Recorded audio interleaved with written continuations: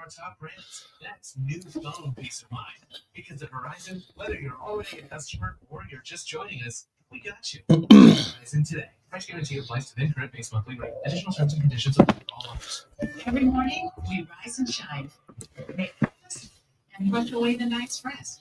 These routines help us start the day off right. Nature-made vitamins are a simple step in that daily care regimen. Multivitamins with daily essentials, clinically studied probiotics for gut health support, magnesium to help relax the body. Nature-made is made to care for you every day. These statements have not been evaluated by the Food and Drug Administration. These products are not intended to diagnose, treat, cure, or prevent any disease.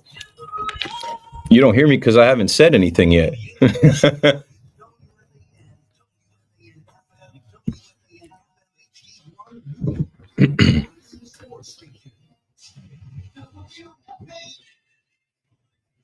Good evening at 11 o'clock. I'm Marco Belletti, and this report is brought to you by the New York Auto Show. Visit autoshowny.com. Well, the Mets return home, hoping for some key contributors breaking out.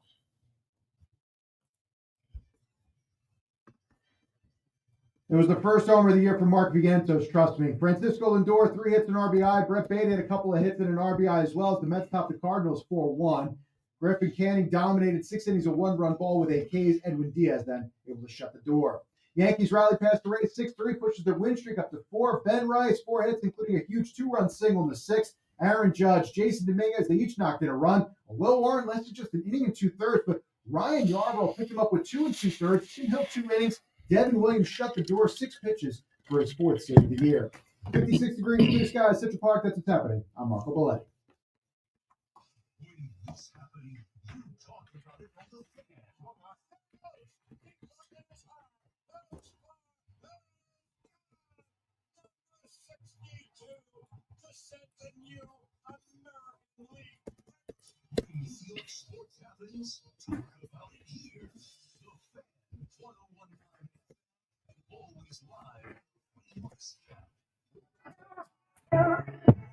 It's KM to AM. WFAN.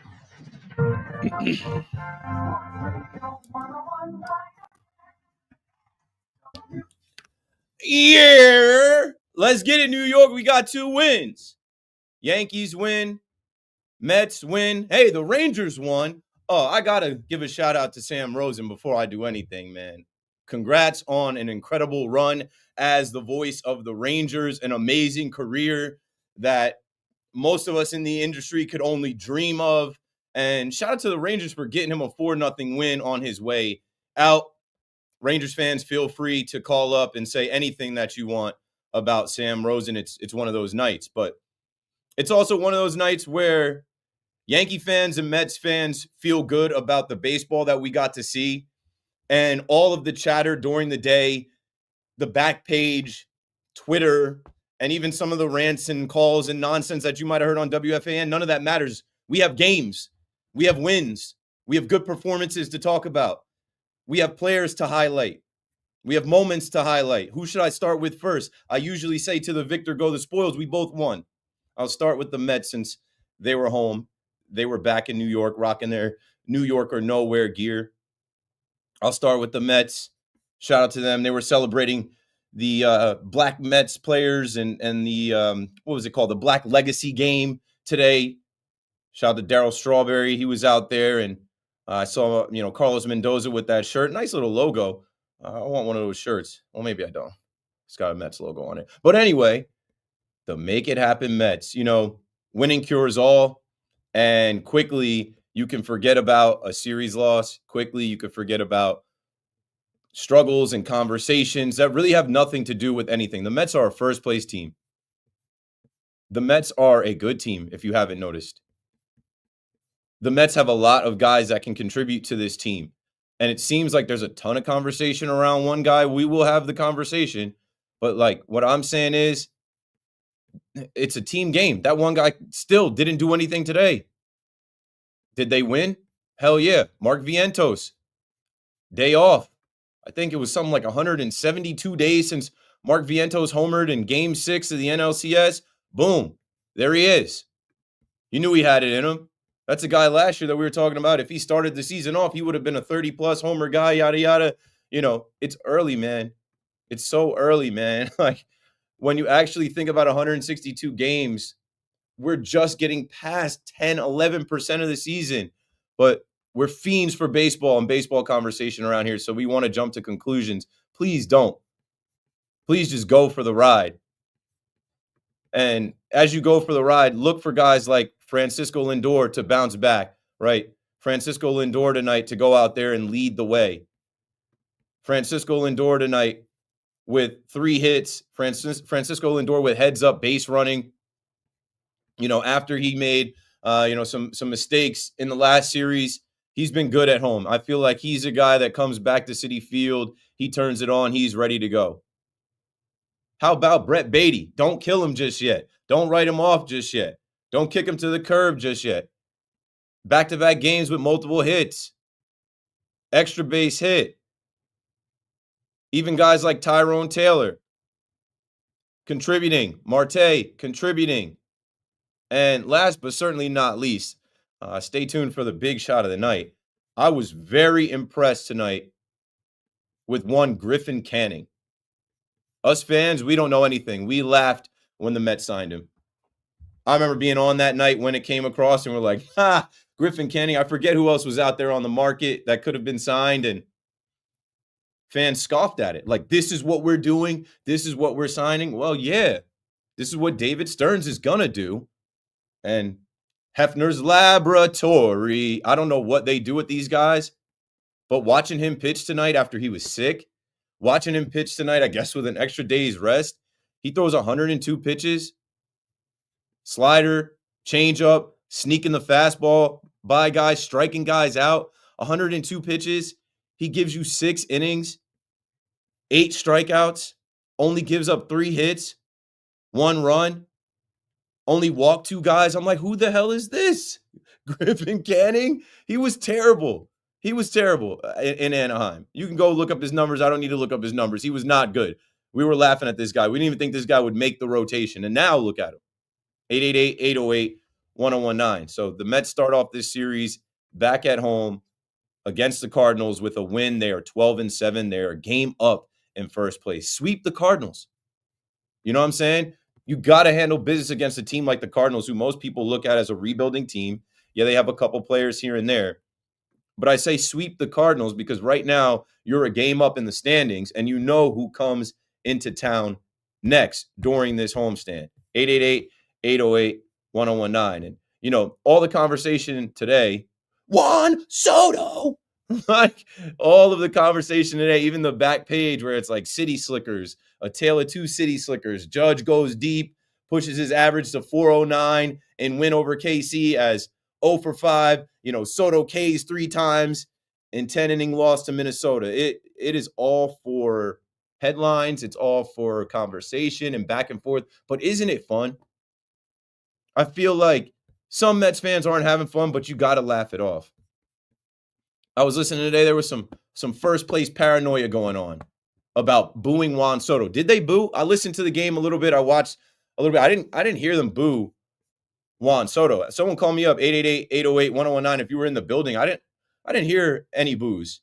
And there was a story about like some Yankee fans going to Citi Field dressed up as like, let me tell you something, yo. I have some friends that do go to Citi Field that are Yankee fans, and they dress neutral, or they might wear their Knicks gear to blend in. But like, who do you really think is organizing a Thursday night out as Yankee fans, even young guys, even some teenagers, some college-age kids, to go wear Mets apparel and boo Juan Soto? Like, that's not really happening. Not in reality. It sounds good on the radio. It sounds good on Twitter, but there's nobody really organizing a group to do that. But maybe you should boo Juan Soto. Maybe something got to him still. Like, maybe the threat of being booed got to him still, because he didn't do anything today. He did not do anything again today. But like, what I'm saying to the Met fan is, so what? You're in first place. Are you a Juan Soto stan, or are you a Met fan? Were you a Met fan before you knew you were going to get Juan Soto? You want the team to win.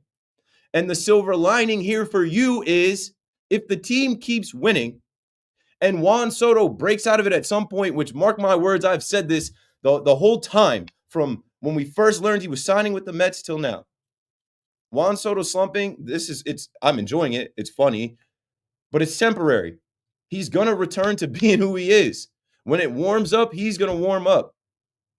And when he's hitting homers every day, when he's hitting doubles every day, when he's driving in runs, when his average goes up and he's looking like an all-star, it's only going to help the team. They're going to get bodies back.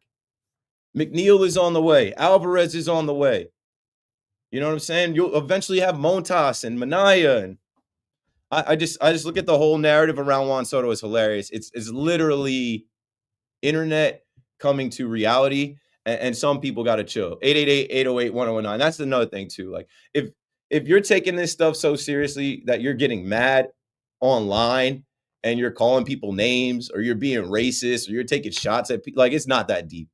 This is fun. Like, this dynamic, and I've been on this for weeks and months, this dynamic of Juan Soto being one of the greatest players we've seen, going from the Yankees to the Mets, right?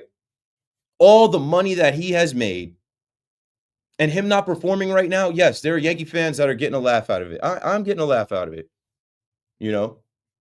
But if you're a Met fan, you got to say, just wait. And you don't got to talk about Judge's performance in October. That's been the reply. Oh, well, wait till October for Judge. What about this? And Judge is incredible. And Judge has added to it. And we're going to get to it, Yankee fans. 888-808-1019. Let's line the Yankee calls up, because the Mets fans don't call or talk to me. And I love that for me. I honestly love that for me because, I do things online and on air to poke fun, but that is all a part of it. It's entertainment. This is all wrestling.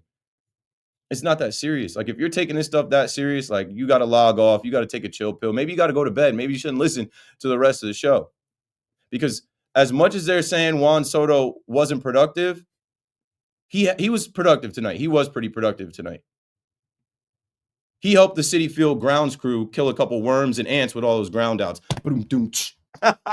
Strikeout, ground. And you win the game without Juan Soto doing anything. So you just got to know you got one in the chamber. When this guy comes through, when this guy actually breaks out of it, and the rest of the team is hitting, and they're pitching the way they're pitching. Can I give a nod to the Mets bullpen as well? When Juan Soto returns to form, the Mets are already, showing that they're a pretty good team. They have a good manager. They have a good bullpen. Reed Garrett, AJ Minter, Edwin Diaz, lights out. They each get an inning, and they don't give anything up. 4 runs is all you would need. 4 runs all scored in the second inning. You didn't need Juan Soto to do anything. And the Mets win. Put it in the books. 888-808-1019. Maybe they need to give Juan Soto a break. Maybe he needs a day off. It helped Vientos. Maybe they need to give him like a mental reset like they gave Daniel Vogelback. I don't know. The Yankees gave Ben Rice a day off. And Ben Arroz, cooking. You love to see it. As much as we talk about guys struggling to just DH, not this guy.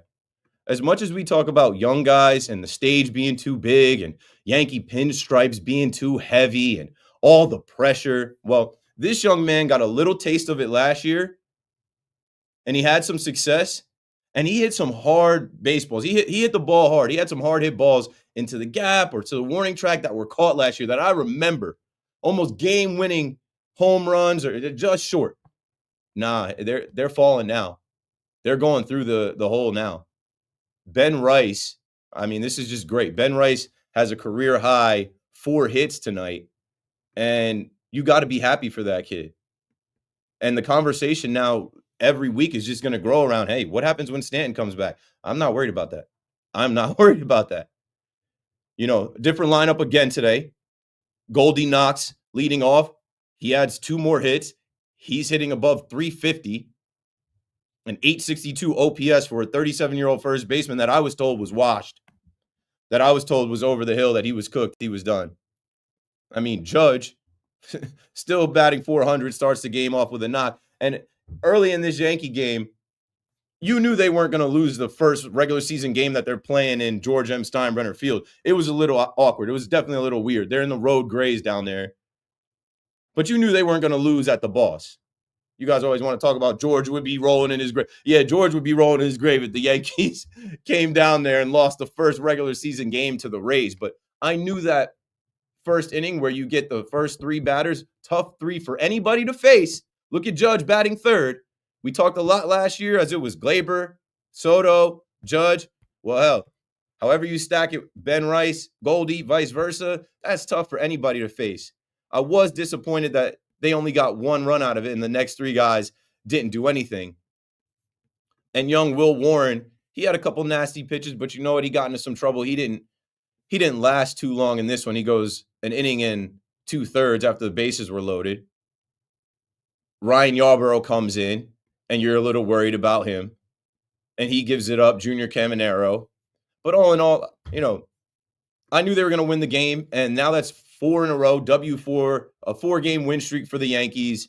And there were just so many little things in this game. I mean, Aaron Judge showing off the cannon. I mean, this guy in right field, you got to imagine how many times has he made that throw from right field? Why are you running on him?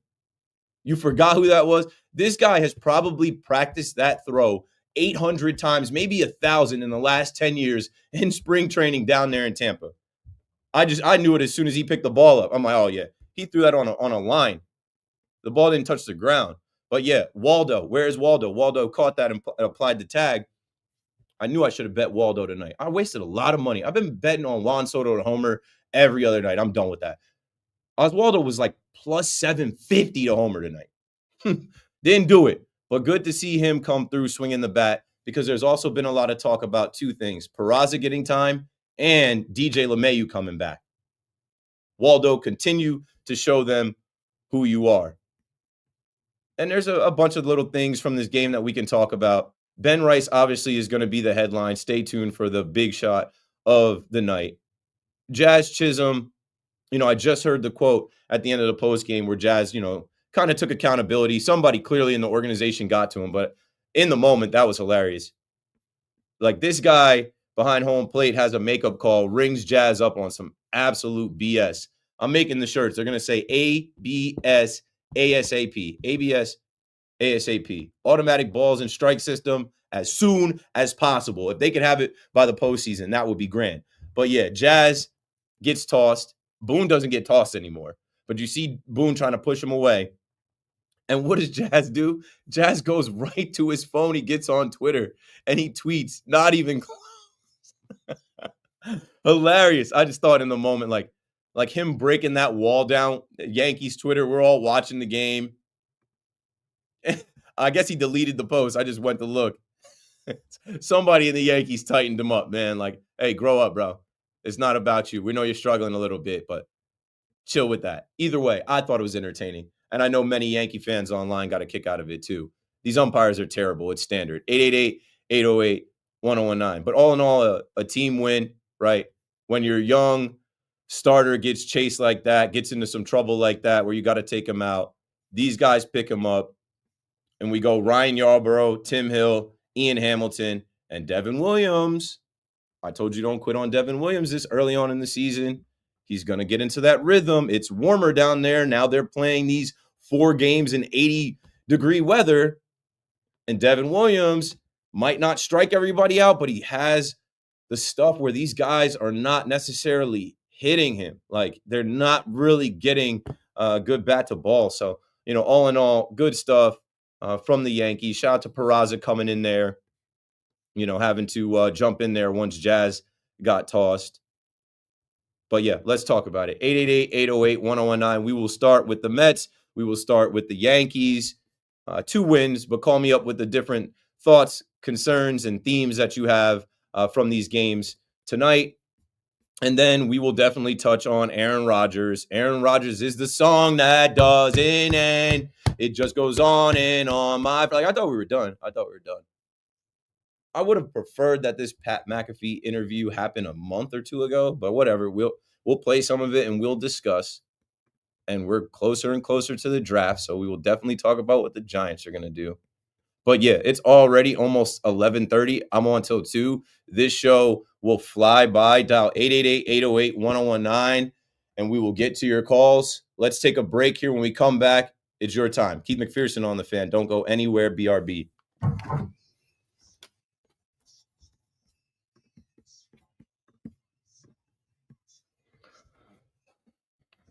Let's see.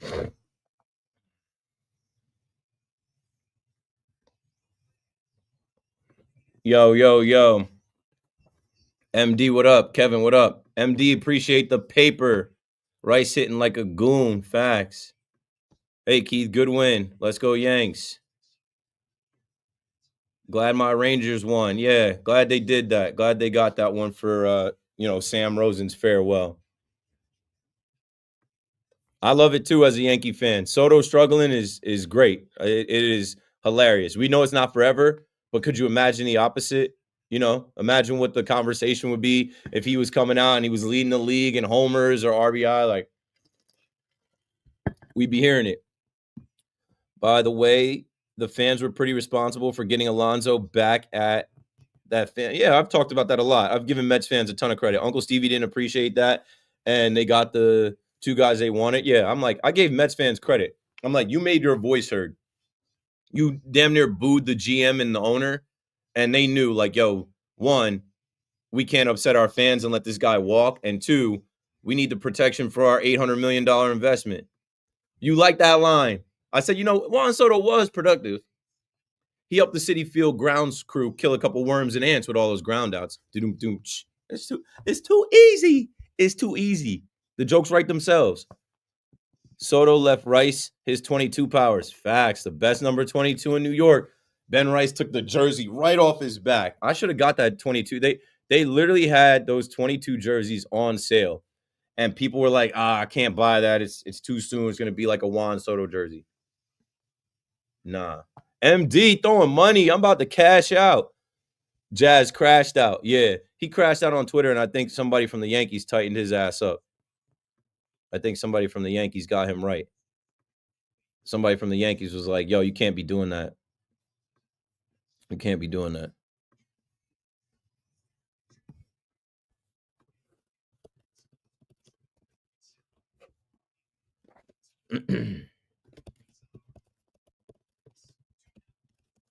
Let's see what we got here. I'll give you guys a little inside baseball.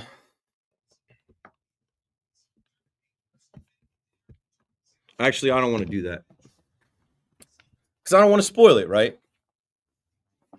If I tell you who's on the phone and I tell you what they're talking about, that kind of spoils the stream. That kind of spoils the movie. You know what's coming next. Obviously, we're going to talk about the Mets and the Yankees.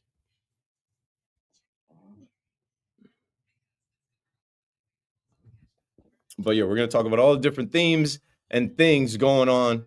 Appreciate the donations in the chat, bro, for real. I'm starting to collect dollars now, which is a nice feeling. My YouTube is monetized. Most of you are watching on Twitter. My Twitter is monetized. But, like, I'm starting to get little payouts now. They're good for gas money, good for diapers, good for little bills here and there. And obviously, I get paid to do this. I'm a salary full-time radio host in New York. But, man, you got to get every dollar you can get. You feel me? No more Rodgers talk. It's mandatory. I got to give my thoughts on it. Did you see the name that yanked tonight on the broadcast? No, I missed it. Honestly, I was watching MLB Big Inning so that I could see the Mets and the Yankees on the same screen. I hate when the game is on Amazon Prime because then you're locked into only – I use Apple TV. So when the game is on Amazon Prime, I'm locked into only Apple TV, and I can't do that. I got to watch the Mets too. The Jazz tweet was amazing, hoping it perennial like Aaron Arson Judge. Well, I don't know what that means. But he deleted it, and I bet you he got in trouble. I bet he's in trouble. I got an inkling that somebody told him, yo, don't do that. Do not do that ever again. Jazz is hilarious. He's literally a cartoon character.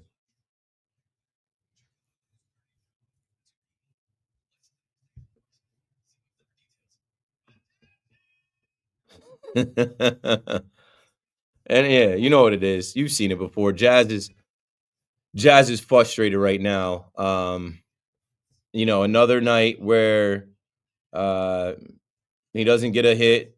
He's got one of the lowest batting averages on the team, if not the lowest. Yeah, 169, struck out, and that frustration boils over. Should we be worried about Will Warren? Nah, he's a young dude. I wouldn't worry too much about him. He's young. All right, we're about to get a bunch of calls in. I will come back to the chat at break. Jazz did a great job on his interview owning up to losing his cool. Yeah, I'll see if we can play any of that. Need those Yankee sweats they posted today? I know those were hard. G-Man Choi, Big Boy Choi. Why has his name been popping up?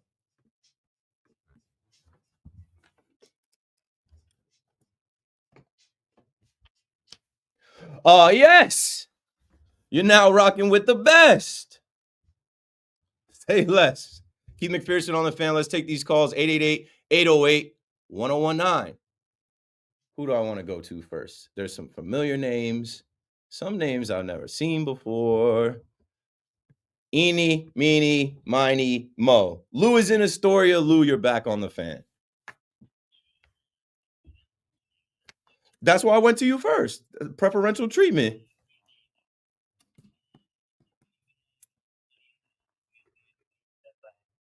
That tragedy that happened in the Dominican Republic with Octavio Hotel, a former baseball player. Wow, that is a great point. Family.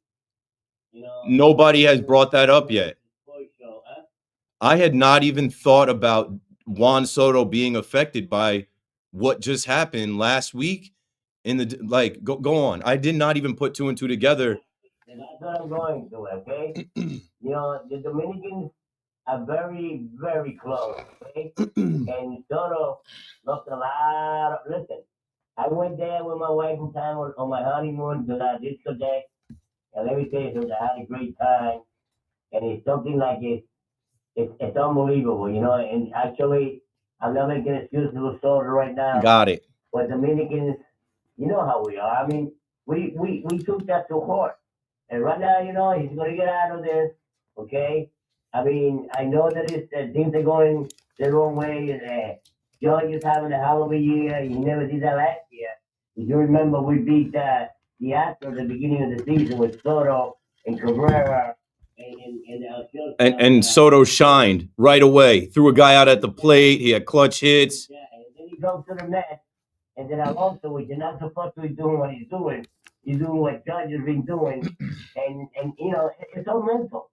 Believe me, he's stressing right now. He's going to get out of it. And everything's going to be fine. I'm telling you right now.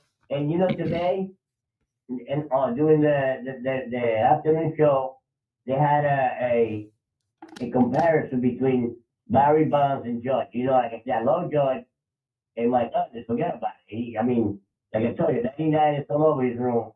But they compare Judge with Barry Bonds. The reason between Barry Bonds and Judge is that Barry Bonds, this is what I'm going to say, only struck out 100 times in his first year of his career. Okay? Judge, if the strikeout to happen, even though he's a great player. I remember when he went to Philadelphia and he struck out 8 times in a row with his good pitching. Yeah, he was striking out a bunch of times last week. Judge is a San Francisco Giants fan. He would tell you himself, don't put him in the same category as Bonds. What I'm saying is, there's no comparison there. Barry Bonds, whether you want to use the drugs and the PEDs, there's no comparison. There's only one person, one player that can be compared with him all the way around, complete player that is better than Barry Bonds, and it's the guy that you don't like, Alex Rodriguez. Now, our second baseman, Jazz, I'm getting sick of it. I know you like him. You got your t-shirt. Hey, brother. I don't know what we're going to do, but you know what? The only hit he got besides the home run was the ball that broke his bat, and he got a base hit. That's got to change. Yeah, he's struggling. He's struggling right now. Thanks for the call, Lou. I'll go backwards with the things you said. Jazz is struggling right now. He's got the lowest batting average on the team, and he kind of burst on the scene this year where there was the day that he had those 2 homers hitting behind Judge. I tweeted out, is this what Jazz Chisholm is going to be this year? Of course not. I'm like, if if they're intentionally walking Judge to get to Jazz and Jazz is swinging like he's Barry Bonds, I'm like, and then the Barry Bonds stuff, I think that was just Evans propaganda. That's just Evans propaganda to try and get, guys like Kevin Cash to pitch around Judge, which he didn't tonight with a base open. They pitched carefully. They kind of pitched around him, but like I was listening to Evan do the Barry Bonds stuff and trying to, I felt like that was Evan saying like, hey, stop pitching the Judge so we could slow him down. Hopefully the Rays, because the Rays were listening when Evan a couple years back was suspecting that they were cheating and said some stuff. Hopefully the Rays hear me. I'm speaking as Evan Roberts as I campaign for the Barry Bonds treatment to happen to Judge. They're not treating Judge like Barry Bonds, and he's going to get pitches to hit, and he's going to cash in on them. And Juan Soto will get pitches to hit, and he's got to cash in on them as well. 888-808-1019. Man, I did not put together the tragedy in the Dominican Republic, and maybe Juan Soto is carrying a heavy heart. So let's try to have some grace. I know it's fun and games and jokes and a rivalry, whatever, but I did not put in. Who knows if he has a family member that was lost or if somebody in his family, he's got a large family, if they were connected. I did not put 2 and 2 together. Now, I know these are professionals and we all grieve and they got to go to work. And I'm sure you could point to, other players like O'Neal Cruz isn't affected or other Dominican players from the Dominican Republic that are balling right now. But yeah, something is up with Juan Soto, whether it's the money, whether it's the tabloids, whether it's just, adapting to his new surroundings, whether it's the tragedy in DR, he is not the same. When people are talking about him not shuffling, when people are talking about him not looking the same, like his swagger, his confidence, his aura is definitely zapped. And Jazz Chisholm, his swagger, his aura, his confidence is never zapped, but he's got to come out of it. He's definitely got to come out of it. Jack is in C Caucus. Jack, you're next on the fan. Your kid? How we doing? What up, Jack? Nothing much. Hey, I just wanted to ask you real quick. The other night we were watching on your YouTube stream. My brother and I commented over under how many times Boone is going to get ejected in April. You said he's off that, and I was just wondering, I wonder what kind of makes you think that. And then I thought about it a little bit deeper after tonight, and I thought, there were the comments that came out about the Yankees, not being disciplined. I know it was more about making defensive errors, but I think it applies all around that this year it's going to be no nonsense. And I think that Aaron Boone showed some restraint tonight, not really getting involved in the back and forth because the umpire was low the whole night in the strike zone. So yeah. He was kind of letting Jazz get a little bit of runway, and then Jazz took it a little bit too far, and then Aaron said, I'm not going to get thrown out after that already happened and set the wrong and then after the game, Boone said he'd rather it be him than Jazz, that, Jazz walk away and let me talk to the guy. The reason I said that Boone is off that, 2 reasons. One, I don't think he likes the rep of, how many times he's been thrown out. He's trying to get that average down, like how many games he's been the manager and how many times he's leading the league and being tossed. And, that stat doesn't help the team win. Ejections don't help the team win. When Boone's not there, he cannot help the team. He cannot talk to the team. I also did a, Q&A meet and greet with him before last season where I asked him, I think it was Laz Diaz that he went viral for doing the celebration of how Laz Diaz rings people up.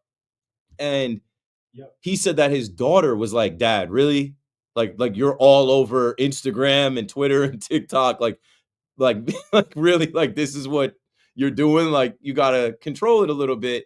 And he thought about it and he's like, that's not how he wants to be seen. So this guy just got a contract extension. Things are going good. And last but not least, you guys remember when Gardy was banging on the dugout and it was Yankees versus the umps. These umps are terrible. It's standard. ABS, ASAP. Boone does not want to get on their bad side because if you get on one of their bad sides, look at the effect from Savages in the box and him showing up that young guy. And then it seemed like there was a memo sent out to all the umpires Boone is a hardo and, you got to watch it going to face the Yankees or going to umpire the Yankees. And we don't want to have to beat the umpires and the team we're facing. So I think, and it's clear, Boone is off that. He's not fighting with these umpires. He's not showing them up. He's not trying to get ejected. I think that's some really good insight. So yeah, I appreciate it, Keith, always. And let's go Yanks. Thanks so much, Keith. You got it. 888-888-888. Isaac in Brooklyn. Your turn. You got it. Let's go. Hey, Keith. Hey. Good win for the Mets. Good win for the Yankees. It's nice to see Nimmo and Vientos look good for a moment. I wanted to see what you thought about the gap between Acuna and Beatty getting closer in terms of who's going to actually get to stick around. Yeah, I was about to say Nimmo didn't do anything tonight. You meant Beatty and Vientos? Yeah, perfect. Beatty and Vientos. Yeah, young guys, the baby Mets, these guys that you are like counting on now. You didn't bring back Iglesias. McNeil is hurt. You're giving these guys opportunities. You want to see them come through. They've done it in spring training. I mean, Vientos did it in the postseason. I think this is a positive sign. They get back home. They get back to their places, some home cooking, and they come out tonight and they help the Mets win. It's a positive. And I also think, man, like there's so much attention on Juan Soto. It is taking the attention away from them. Vientos had the day off, and Beatty now has put together back-to-back games where, like, don't look now, is Beatty going to catch Juan Soto in batting average? Beatty's at 209. Juan Soto's at 221. Another good performance out of Beatty tomorrow and a bad performance out of Soto. Like, that's baseball. It doesn't make any sense, but, like, we got to give it time. It's crazy. So do you think now that Beatty's putting together a couple good games, like a week ago it seemed like Acuna was a sure thing to stick around. You think Beatty maybe has a better chance to stay around now? And do you think with Siri going down that Acuna might get some reps at center field? Yeah, that's where I was just about to go next. As I was watching SNY before, watching Jeff McNeil make a play in center field, I think that they want to keep Beatty in that infield, and maybe you see Acuna get some reps at center field to keep him involved, and we'll see what happens. Really, we got to see what happens when Jeff McNeil is brought back. We got to see what happens with him. He's a utility guy, and he's a good hitter. We've seen him be a good hitter. I think that's going to change some of this stuff around a bit. But like Vientos is going to be at third base, second base. You don't want to keep moving these guys too. You got to kind of play the hot hand. Acuna just to me is so athletic. And he's such a pelotero. He's just like a ball player. Like I lean towards him. Sometimes Beatty is a stiff, but if he's starting to swing it now, they're going to give him some more runway. Yeah, Acuna was good. Thank you for taking my call. I appreciate it. You got it. 888-808-1019. Like I said, with Juan Soto struggling and all the conversation being around him, it gives other guys, like baseball is a whole team sport. It gives other guys the opportunity to go out there and not feel the pressure so much. Brett Beatty, after the game tonight, said, it's early in the season. What are we, 19 games in? Like, I'm just trying to hit the ball hard. They're baseball players. They know there's going to be ebbs and flows. They know that it's cold and you're traveling, and it's just too early to make any definitive statements about who is who and what is what. We just don't know yet.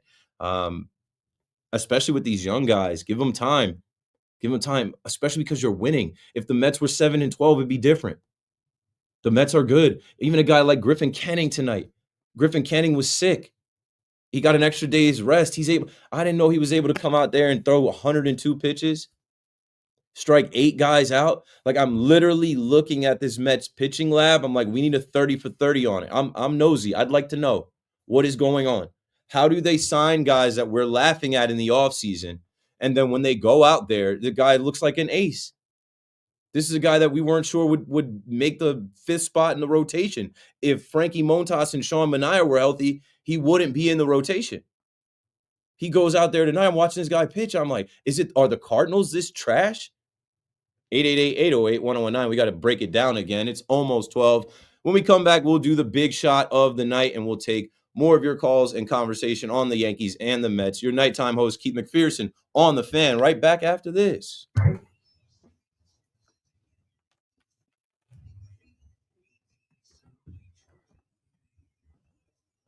All right, man.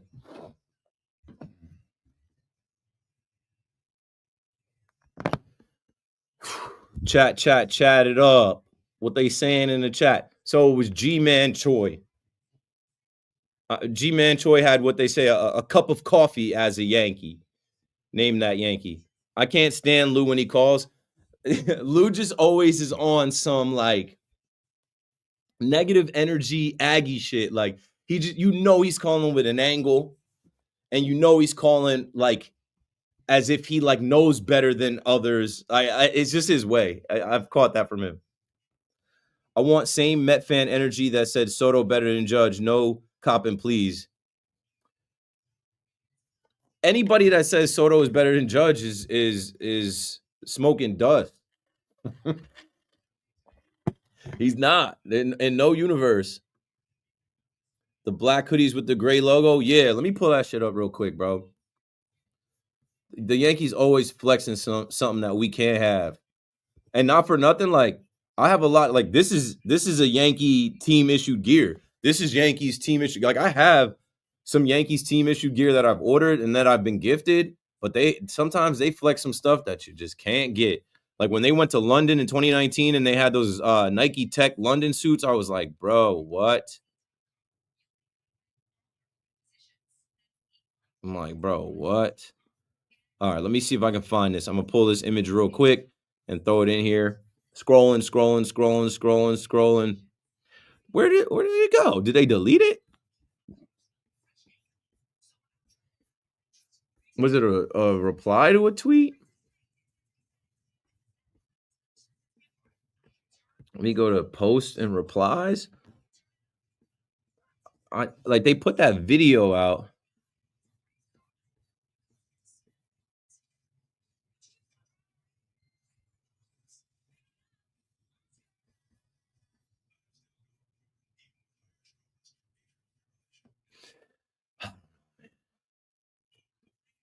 I don't know where it is now. Did they delete that? It was on Twitter. Let me see. If I go to my tweets, because I know I responded need, and I tweet all day. I'm collecting coins all day from Elon Musk. Let me see as I'm scrolling.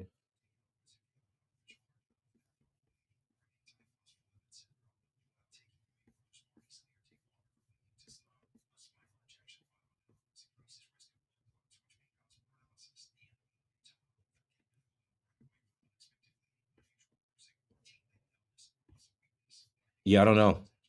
Did they delete that? I'm not seeing it.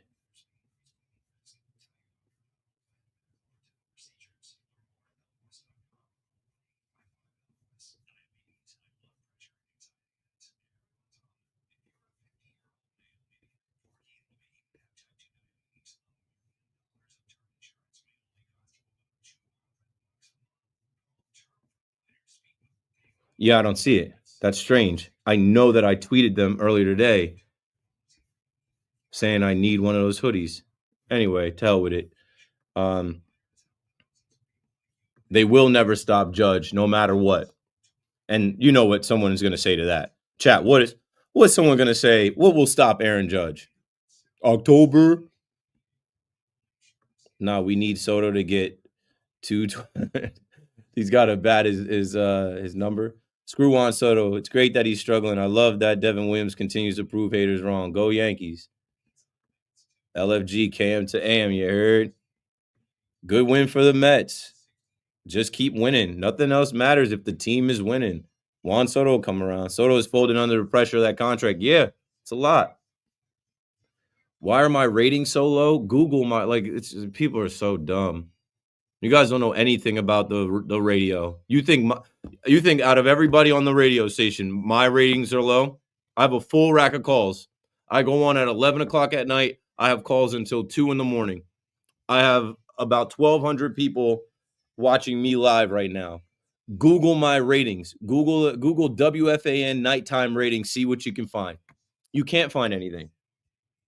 I am privy to the emails. I haven't gotten one in a while, but I've been here now for 4 seasons, and the nighttime ratings are up. I took over for the legendary Steve Summers.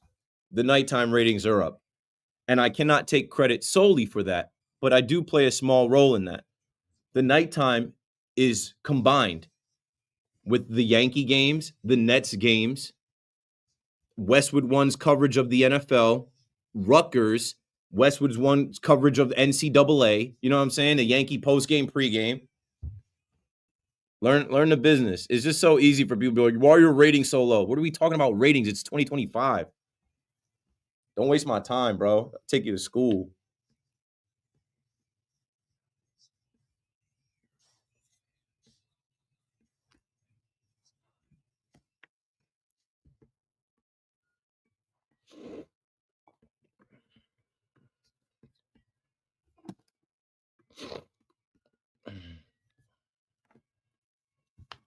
All right, here we go. Back to the show. The big shot of the night is brought to you by WFAN and me, Keith McPherson. Bright lights, big city, bunch of big shots. Tonight we'll pour up a double shot. We got wins on both sides. So first I got to start with Griffin Canning. Like, no, I'm being dead ass. Watching him pitch tonight, I'm like, who is this guy? How do they find anybody off the street and turn them into an ace? With all of the talk about Juan Soto and booing Juan Soto and what Juan Soto was going to do, he was invisible again. He did nothing.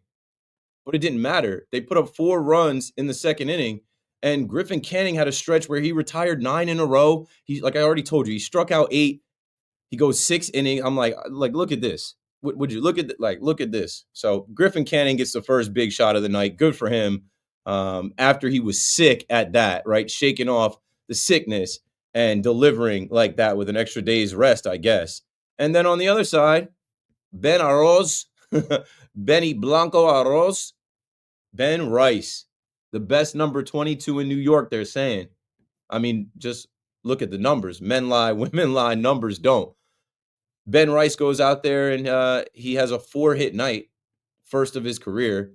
He drives in 2 runs, and there's just a ton of conversation around this young man right now about the Yankee scouts and, how they didn't have this much data on him because of the 2020 COVID season and these last couple years, how quick he came up through the minors. And what are the Yankees going to do when Stanton comes back? Who cares?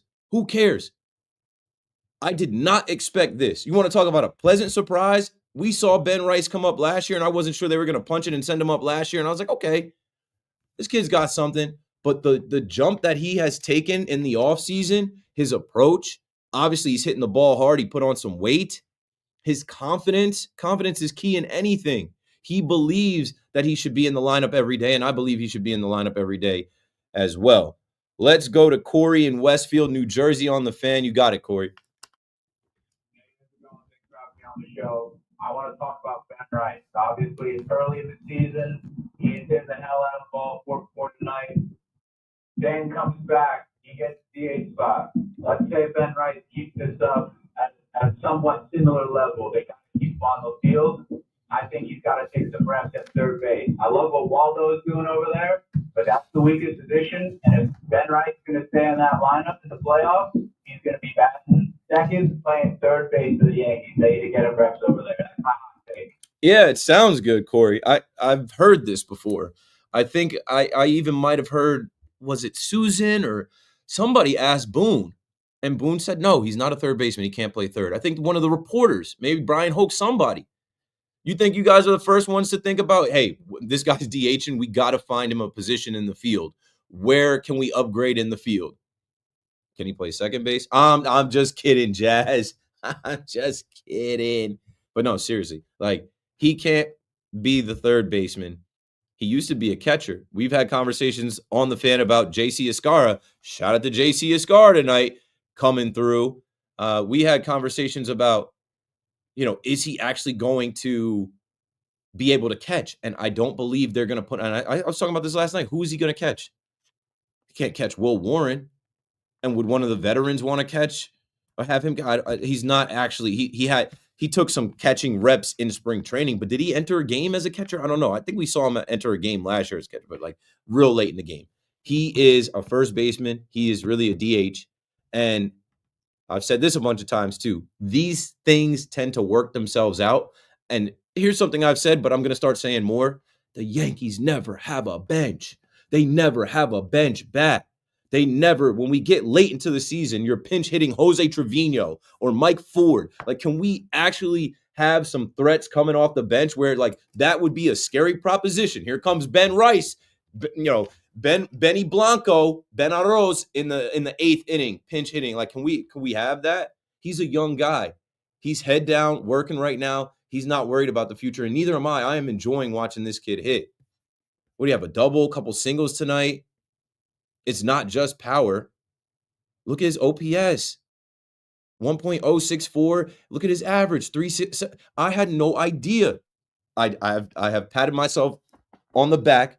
When I went down and talked to Susan and Dave, they said, who are you most excited about? Who were you most impressed with coming out of spring training? I said, Ben Rice. and I'm glad that it has translated from spring training to actual regular season. Where would the Yankees be right now without the contributions of young Benny Blanco, Ben Arroz, Ben Rice, the best number 22 in New York City? Jersey City, Berto's on the fan. What's up, man? Hey, Keith, how are you? Good. We won. We keep winning. Yeah, great. Yeah, actually, great Yankee win. First, I want to quickly respond to the Bonds and Judge comment that earlier caller said. Not crazy comparison, to be honest, between the two. Just want to quickly say that Judge currently has a higher career WRC plus and higher career slugging percentage, but that's not what I call for it. One, I know you said you don't care, but it's a question that needs to be asked. If Rice and Goldie continue their current levels of production, which both their metrics show that they will, someone standing the odd man out here, he can't play the field, and you can't sit Rice down. Last year his numbers weren't pretty, but again, the metrics showed he was going to be this. So no one, you said you were slightly surprised, but someone should be surprised at what Rice is doing this year. So I'm just curious to hear what's your thoughts. Yeah, I would say I was kind of surprised because it's like when we were factoring and figuring all these things, like they went out and got Paul Goldschmidt to play first base. Great.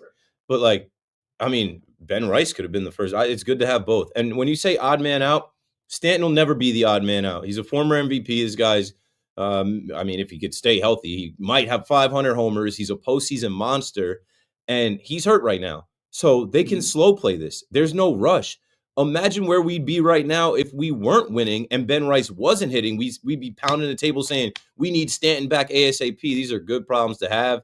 These things work themselves out. Fingers crossed, pray for health. Hopefully everyone stays healthy.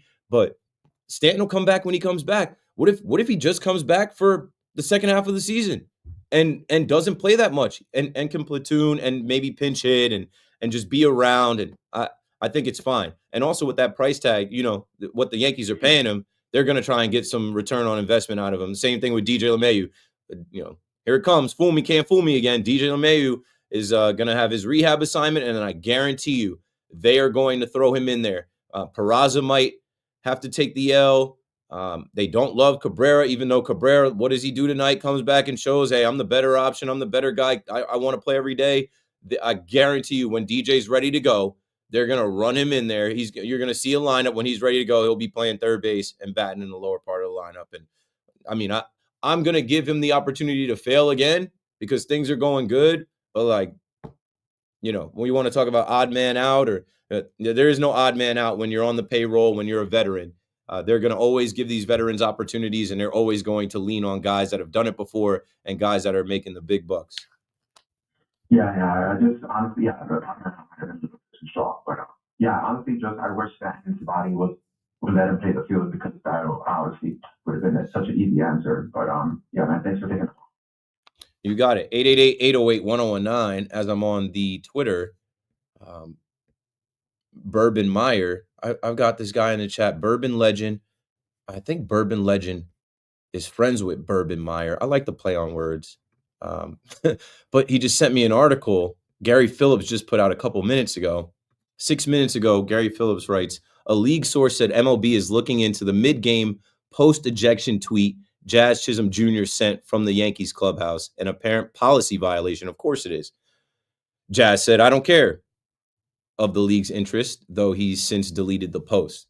Somebody smacked him on the wrist. You took it too far, buddy. Jazz might be getting in some trouble here. Jazz might have to cool off a little bit. I don't know, man. I don't know.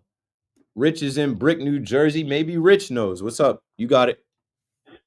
Yeah, I also posted on there. This guy is not Aaron Judge. He's not going to get the same calls as Judge would from an umpire. And I've been doing this since like 1980-ish or so. It's not the Yankee way. Just be quiet, take your at-bats, everything will come back to you. As far as Rice is concerned, man, that is a pleasant surprise. And if I was Cashman, I'd say to our other DH, hey, you know what? Your wrists are hurting you. Take your time. Your elbows are hurting you. Why don't you go get this surgery? And we'll see you next year. I don't know, because The only reason I say I don't know about that, Stanton was the ALCS MVP. Stanton won a game for us in the DS. Stanton has a slow heartbeat. And how much do we hear today and all of these days as Aaron Judge is going Barry Bonds that he's a 0 in October? What if Ben Rice doesn't perform in October? Like, I'm not gonna shut Stanton down just yet. I'm gonna keep him progressing on his way back, not rushing him. But like, Stanton is a proven postseason performer that we will need. That is true. But what we also need, and especially, watch tomorrow, is starting pitching and what goes down. Now, I agree with you. We do need a proven October player, but we have to get to October first in order to have that proven October player. Wouldn't you agree? We're gonna get there, and I mean, knock on wood or whatever. But like this Yankees team and this American League and this American League East, I think it's a lock that they get to the postseason if everyone stays healthy. Even with this pitching, even with Will Warren, bless you, even with Will Warren going 1 2/3, even with Marcus Stroman now being on the IL and he barely went. I don't know, he didn't last long in his last outing. With Carlos Rodon being an adventure every time. They're going to overcome it. The bullpen is solid. The lineup is deep. I expect them to get to the postseason. Not even postseason. I had to take that WFA input out. I'm like, yo, if you're talking about October with Judge, make sure it's 2025 because he's off to the best start of his career. So why can't this be the year that he carries the team in October, that he actually hits to his standard in the postseason? You can go look at his numbers. Look at his OPS. Look at how he started off his career. He is off to the best start of his career. It is insane. He's about to be 33. He's only getting better. He's not regressing. So I expect Judge and Ben Rice and Goldschmidt and even crazy-ass Jazz and all of them to be in the postseason. And I expect Stanton to want to get parts of that too. Stanton said last year he didn't want the MVP trophy of the ALCS. There was another trophy he wants. Why can't this be the year that they get back there? Who knows? 888-808-1019. We got to go to the break, and then Marco will hit you with the update. KM to AM returns right after this. Thank you. Yo, don't be sneezing in here, I Dorm. didn't mean to. As soon as I walked in. No, I have the same type of allergy issues. That's why Gesundheit. Yo, can you put me in queue with the computer and tell me if this fucking cut plays so I don't have to... Thank you. I did see that. Something, spider or something bit Patrick Corbin. A poisonous spider. Let's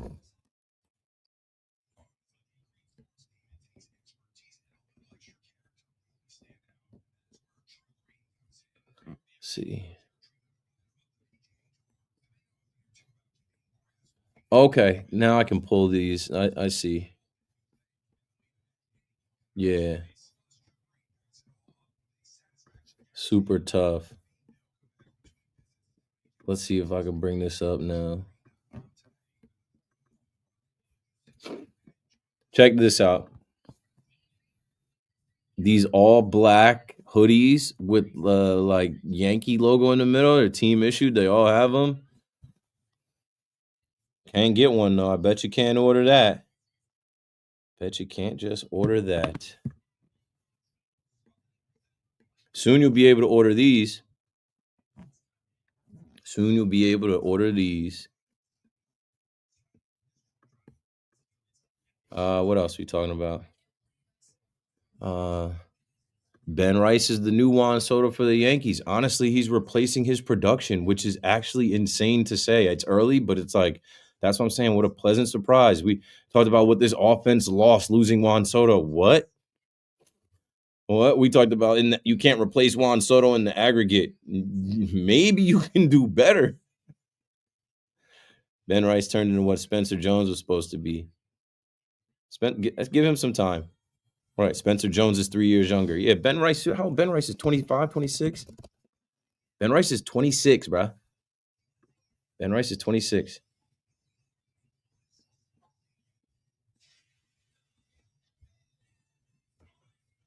Good morning at 12 o'clock. I'm Marco Belletti.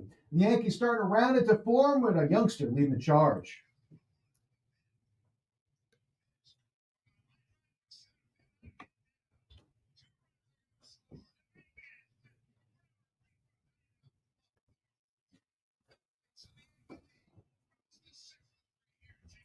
4-hit night along with that 2-run single that put the game on ice for Ben Rice as the Yankees doubled the race 6-3. Dave Sims, the call here on the Fan. As Wilder Cabrera went deep, Aaron Judge knocked in another run in the Yankee bullpen.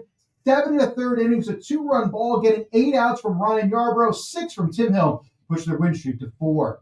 Griffin Canning struck out 8 over 6 innings, a 1-run ball, lifted the Mets by the Cardinals 4-1. Mark Vientos went deep for the first time this year, while Francisco Lindor had 3 hits, Brett Beatty a couple hits, along with an RBI. And Aaron Rodgers finally went on the Pat McAfee show, voicing his displeasure with the abrupt way the Jets cut ties. Wasn't thrilled with the report of him begging to stay.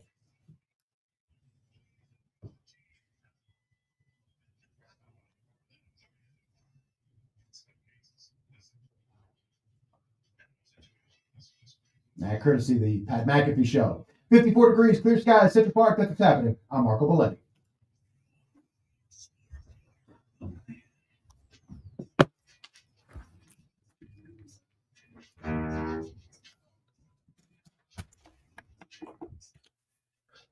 Good morning, good morning. Yeah. I told you this show is going to go quick. I got less than 2 hours, so let's get back into it. So I read the article with Jazz. I mean, he had 2 violations there. According to the official Major League Players social media policy, the use of electronics is prohibited during games. The policy also prohibits social media conduct that could be considered displaying or transmitting content that questions the impartiality of or otherwise denigrates a major league umpire. So you're not supposed to be on your phone, and you're damn sure not supposed to say not even close. And we all knew what you were talking about. But Jazz, when asked about it, says, I don't care. He said, I did what I did. I can live up to my responsibilities. It doesn't matter to me. This is not good. This is not good, Jazz. They might have to bench Jazz tomorrow. Today, they might have to bench Jazz. I'm laughing because it's harmless, but I know that, like, it's not. Like, you got to tighten up, bro. You can't. You're struggling right now. And like the last caller said, you're not Aaron Judge. And that's actually funny to say. Aaron Judge never acts out. Aaron Judge rarely even speaks to these umpires. And he gets ridiculous low strike calls down and away over his cleat, like, and he never says a thing. Imagine if Judge actually got. That's why we need this ABS ASAP. I'm making the shirts ABS ASAP, because as soon as Aaron Judge gets the automatic balls and strikes system, longevity, and he's already not looking like he's slowing down. He's getting better, but like when he can get those calls back, come on, bro. Judge is going to be dominant for another 5 years. 888-808-1019. So, yeah, Jazz says we're ball players. We're in the heat of the moment. We want to win every at-bat. We want to win every pitch. So, when you work that hard and it doesn't go your way and you really think it's a ball, you get fired up, you know. And I'm very passionate about my game. But Jazz, I think what it was a makeup call, right? The pitch before that was close, and it was called the ball. You got to chill. He just got to chill, bro. And I know he's frustrated because he wants to be the man. He wants to be hitting home runs. He wants to do his dance. He wants to do his little Kobe floater at first base. He wants to do the PTSO dance. If you're on my live stream, you can see me doing it. He wants to do the little flick into the bullpen. Give the bullpen some love. He wants to do the that way, this way, coming around third base, and then do his Euro step and look to the sky. But he's got to think about the team. We need you there on defense, and you're not bigger than the Yankee way. And Aaron Judge is the captain, and he never acts like that. So, I mean, at least he was accountable somewhat. He said, I don't care, but then, he did come around. He said, I lost my emotions. I lost my cool. At the same time, I still got to be able to stay out there and go out there and play defense for my team. That's why I'm here. I got to be better in that aspect. I'm still mad that it was a ball, but definitely mad at myself for losing my cool. So we'll see what happens with Jazz. Anyway, back to you, 888-808-1019. Let's talk Mets, though, too. I'm taking Mets calls. James in Westchester, you got it. You're live. Rolling. This show will be over quickly. I wanted to talk about Brett Beatty. These past couple of days since that interview he did when he talked about how he couldn't hit and he wasn't seeing the ball. He's raised the average from 111 to like 209. I think it's time Brett Beatty starts getting some playing time at third base. Mark Vientos, DH, Acuna, second base. What do you think? Maybe. Have we seen that? Has Vientos DH'd at all this year? Oh, we saw in the last game in Minnesota, and Beatty hit I think he was 2 for 4. Yeah. Which looked pretty good. What are you just not feeling Marte and Winker? And if anything, you know what? I was thinking the other day, Nimmo hasn't really been doing much. If anything, you want to put somebody else in the outfield. I know you can't really put like Winker or Marte in the outfield though. But lineup changes are coming. As you get Alvarez back, as you get McNeil back, these guys, they tinkered with the lineup last year. Lineup changes are coming. Maybe they need to move Soto in the lineup. I know he likes to bat second, but no, you might be onto something where if Beatty is heating up and Vientos just hit a homer tonight, maybe he's unlocked. I don't know. I don't think that they're going to rush to put Vientos at DH. I just said before, like he's the third baseman, but you want to see Acuna in there too. So these are good problems to have. And then once you get Jeff McNeil back, I think you might see less of Tyrone Taylor. But Tyrone Taylor's speed tonight came into play on that Lindor hit. I don't know. These are good problems to have. They're a first place team. They're a game up. They're 12-7, and they're doing it without their full complement of guys. So now that guys like Vientos and Beatty seem like they might be coming along a little bit. If they're coming along and then Soto breaks out, the Mets could go back to hitting, double-digit hits and double-digit runs and not trying to, win these close ones. So I think it's just good problems to have, and we're just obviously talking around it. But I think that they need a larger sample size before they decide, all right, we're putting Beatty at third base every day, and we're going to DH Vientos. They're also going to give a nod to the veterans in Marte and Winker. And good for a guy like Marte who, Juan Soto's out there in right field, took his spot every day. And we'll see what happens, like I said, when they get reinforcements. Yeah, we're just looking until McNeil comes back anyways. Maybe even Louis Angel in center field. Our center fields haven't been doing anything all year. Second key. Yeah, you need production out of that spot. And putting Tyrone Taylor out there every single day is not productive. Thanks for the call, James. 888-808-1019. Rolling and going back to the Yankee conversation. David is in Brooklyn. What's up, man? What's up? How are you? First of all, great win today. Great to see the boys cooking. I just want to go to the Mets side of it. Like, genuine question. Do you think Juan Soto is actually depressed that he's a Met?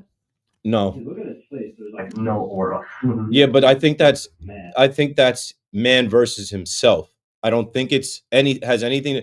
This guy hit a home run his first spring training at bat as a Met. This guy was laughing and yucking it up in spring training, smiling. Like, I think it's himself. I think he is battling with himself right now and not playing to the level that he expects. And so that's why he's not swagging the same. He's not shuffling the same. Why I don't think, as much as he's talked about why he chose the Mets and that it wasn't the money and that it was a family environment and he sees them as a team that's going to win for the next few years. I don't think he regrets leaving the Yankees to be a Met. I think he's just struggling, and he was honest this week about how they're pitching him, and people ran with that. So it's because he's not performing well. He wants to be Pete Alonso. He wants to be the guy coming through. He wants to be the hero, and he hasn't been able to do that. For sure. Also, just a hot take. I feel like everybody should just quit whining about him and saying he's a bust or whatever. It's 18 games in the season, and every Mets fan got to really chill, because we saw with Judge. He's not Judge, but Judge was sleeping the whole last April and last season, the whole April and May. He can still hit 40 bombs and bat 300 at the end of the season. So everybody got to really chill, because he's still one of the best players in baseball. So for those Mets fans, chillax. There's enough time for him to turn around to get it. It's frustrating, but that's just a side factor. That you just see on Twitter, and everybody's going nuts with Juan Soto. We get it. He's still the greatest player. I would still want him on the Yankees. But just the Yankees' point of view, you see how Alex Bregman is performing on the Red Sox. He's playing out of his mind. Yeah. Do you think the Yankees are looking back at this and they're like, wow, okay, we really missed an opportunity to give him like a steal, like a third. Nope. I know Cashman said that he talked to Boris and he checked on it, but nah, there's just no way in hell they were going to give him $40 million. That's what Judge is making, and they weren't going to put him in the clubhouse with, a guy like Judge who Altuve stole an MVP from, and everybody saw Cody Bellinger's speech about how the Astros cheated and Altuve stole an MVP, and like they weren't going to ever pay Bregman all that money and bring him into that clubhouse, and all the conversation about the Crawford boxes to the Green Monster and his swing not playing in Yankee Stadium. They were never really interested. They were always going to go this route of, Peraza, Cabrera, DJ, Pablo Reyes, and then maybe make a trade. And, Hal told you, $307, $308 million. I think that's enough. I don't think you got to spend more than that to field a good team. And if they would have added Alex Bregman, they would have been way over that. Right. We have one more question. Our starting pitching, I see that it's settling down and it's getting better. But at the trade deadline, and for sure, I think personally, I'm also curious your take. For this team to actually be like a real playoff contending team, I get it that we're hot now, we're on a 4-game winning streak. We still need to add some serious arms in the bullpen, and definitely a starting pitcher to fulfill Garrett Cole's role. Because again, if we want a deep playoff run, we really have to fight against any team. The AL is weak right now, but in the NL, we really have to be a better, well-rounded team, hitting wise and pitching for our run in October. And I'm just curious to see which path do you think the Yankees would take, assuming after the All-Star break we were playing extremely good like we did last season. We played very good until the All-Star break, and after the All-Star break, we had Jemai Jones in our lineup and J.D. Davis, and we had that stretch of 2 months of on and off baseball. Where can you see the Yankees improving and making this team an all-around better team? Thanks for the call, David. I think you can bank on them adding another right-handed bat. You can bank on them adding another arm, but it depends on what's on the market and who's willing to, do a deal with Cashman. Cashman's not going to get fleeced. He's not going to give up a lot. And right now it seems like they have more than we thought they would have. I was just talking in the chat during the break about how all we heard was what this Yankees offense lost by losing Juan Soto, and how in the aggregate you cannot replace Juan Soto, and how, a Paul Goldschmidt and a Cody Bellinger is not enough. Okay. Well, add a Ben Rice, add the early production that we did see out of Volpe, Wells, and Jazz. They'll come back around. Oswaldo Cabrera, this lineup, Jason Dominguez, this lineup is deeper. And just look at Ben Rice himself. Took the jersey off Soto's back.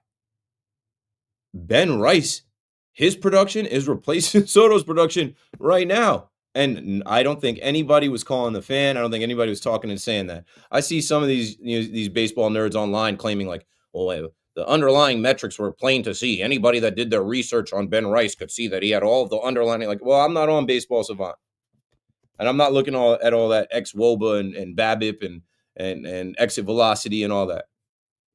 I got diapers to change. I got to sleep. I got to get ready to talk about Aaron Rodgers. I wasn't doing all that. Yeah, I saw someone was like, let's see, the advanced metrics are incredibly accessible, free, and easy to read, easy to apply to player evaluations. Anyone who took the time to read the underlying metrics knew Ben Rice had the tools to be great. Okay, bro. Or just the eye test. We watched him play last year. We watched him be thrown into the fire last year. But no one had Ben Rice being what he is right now. 888-808-1019. Good for us. And shout out to guys like Brian Cashman and the Yankees scouting and developing. And he's 26 years old, because we always hear that the Yankees have nothing in their farm system. They don't develop players. They don't know how to find players and yada, yada, yada. In Bayside, Steve. What's up, Steve? What's going on? Well, I think the Yankee manager is one of those nerds too, because I heard him on the postgame today talk about how last year the underlying numbers suggested that he could have and should have been a lot better than the actual production that you saw. So he kind of referred to that stuff. Aaron Boone referred. Great, yeah. I mean, Aaron Boone is a baseball nerd for sure. Good for us. I just don't think we were expecting to see this out of Ben Rice. It is a pleasant surprise. I hope he continues. I hope he does not fall off. Well, I think the Yankees definitely believed in him. And I think that the reason why you sign a Paul Goldschmidt to a one-year deal is because you thought that nobody knows for sure until it happens, but you thought that Ben Rice had the potential to be your next first baseman and could be there obviously for a long time.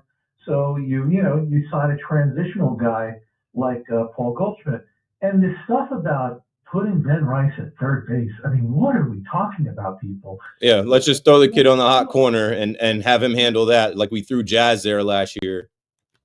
Well, no, Jazz is a second baseman. And Jazz could do it. Jazz played shortstop. Yeah, well, you could if you play up the middle, you could play anywhere, is the old saying. If you have the skill set to play third and you're getting older, they move you to first base, assuming that you have enough pop to hold, the offensive side of it. But you never see a first baseman come up out of the minors and get moved to third base. Yeah, that's what I'm saying. People are acting like we could just throw him over there like they told Jazz to go over there. No, he profiles as a first baseman. He came up as a catcher, and now I am so impressed with this kid's ability to just lock in for his 5 plate appearances and be a DH. Well, yeah, but I mean, he doesn't have the agility to be a third baseman, or else they would have played him. The guys that profile as first baseman and catchers are guys that usually are not. They don't have that type of quick twitch ability, stuff like that, to play a corner position like that. It just doesn't happen. It's so ridiculous. Yeah, Aaron Boone has said no. I just keep hearing Boone saying no. He's not a third baseman. No, he can't play third base. Yeah, and remember, by the way, I mean, they had a guy a few years ago, Miguel Andujar, who they really couldn't find a position for, and they tried to jam him in at third base. And as good as his bat was at times, you were losing runs with him defensively. So he wound up, you can be a wash as a player very quickly that way if you're that bad. And he was very bad defensively. So, no, you don't want this. And plus, you have guys like, pitchers that are ground ball pitchers. You don't want to go there. You just don't want to go there at all. Yeah, they're not gonna. It's just a fan thing. It's okay. We don't like the rotation between or the platoon situation between Peraza and Cabrera. Why can't we put Ben Rice at third base? He's not a third baseman. They're not going to do that. It's just that simple. I know that the obvious thing is, Yankees don't have a third baseman, and you have 2 first basemen. Just move one of them over. It's not that simple, folks. It doesn't work like that. And it's fine by me. I'm Oswaldo Cabrera homer tonight. I am good with where we're at, despite some of the issues with the pitching. This lineup has come through. The bullpen has come through. The Yankees are in first place. They've got 12 wins. Thanks for the call, Steve. 888-808-1019. And we'll go to Frank up in the Bronx next and see what Frank has to say. Hey, what's going on, my boy? First time caller, man. How you doing, bro? Appreciate it, bro. I'm good in there, Hey, man, I love you, man. But, man, your take on Jazz talking about chill out. He should not be chilling out. We need the fire. We need somebody.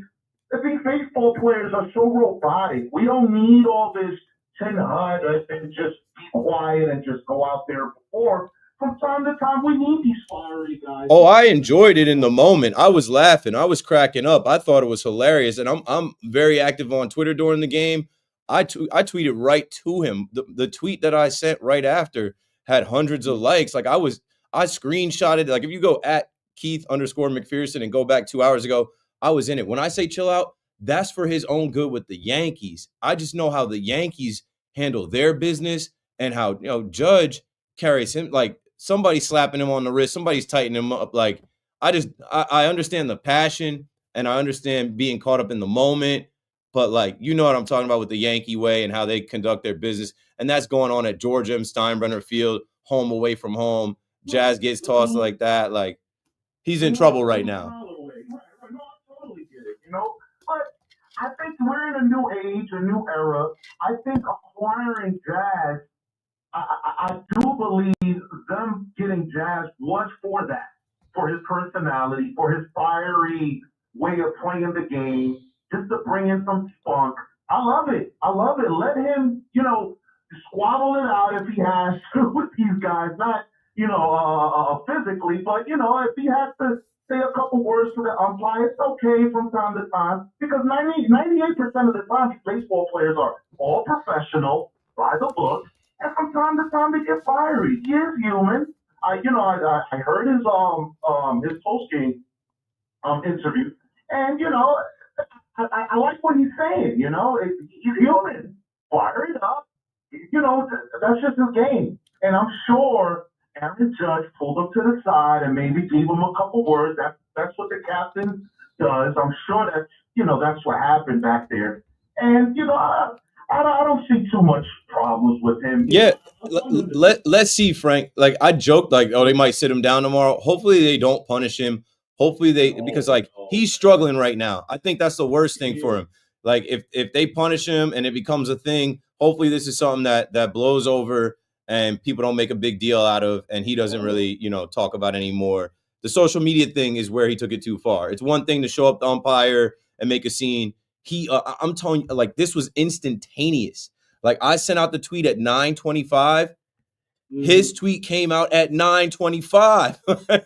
He went right into the clubhouse and hit his phone. You can't do that. Thanks for the call, Frank. You can't do that. Like you got to. It's a professionalism thing. It's one thing to have a personality. It's another thing to have some flair about you. It's a whole other thing to be a complete hot dog, hit a home run, pose, grab your junk. Like I said, do the Kobe floater, come around the bases, flick the two fingers down to the bullpen, come around, do the fingers this way, fingers that way, Euro step. Like you attract all of that attention, Jazz.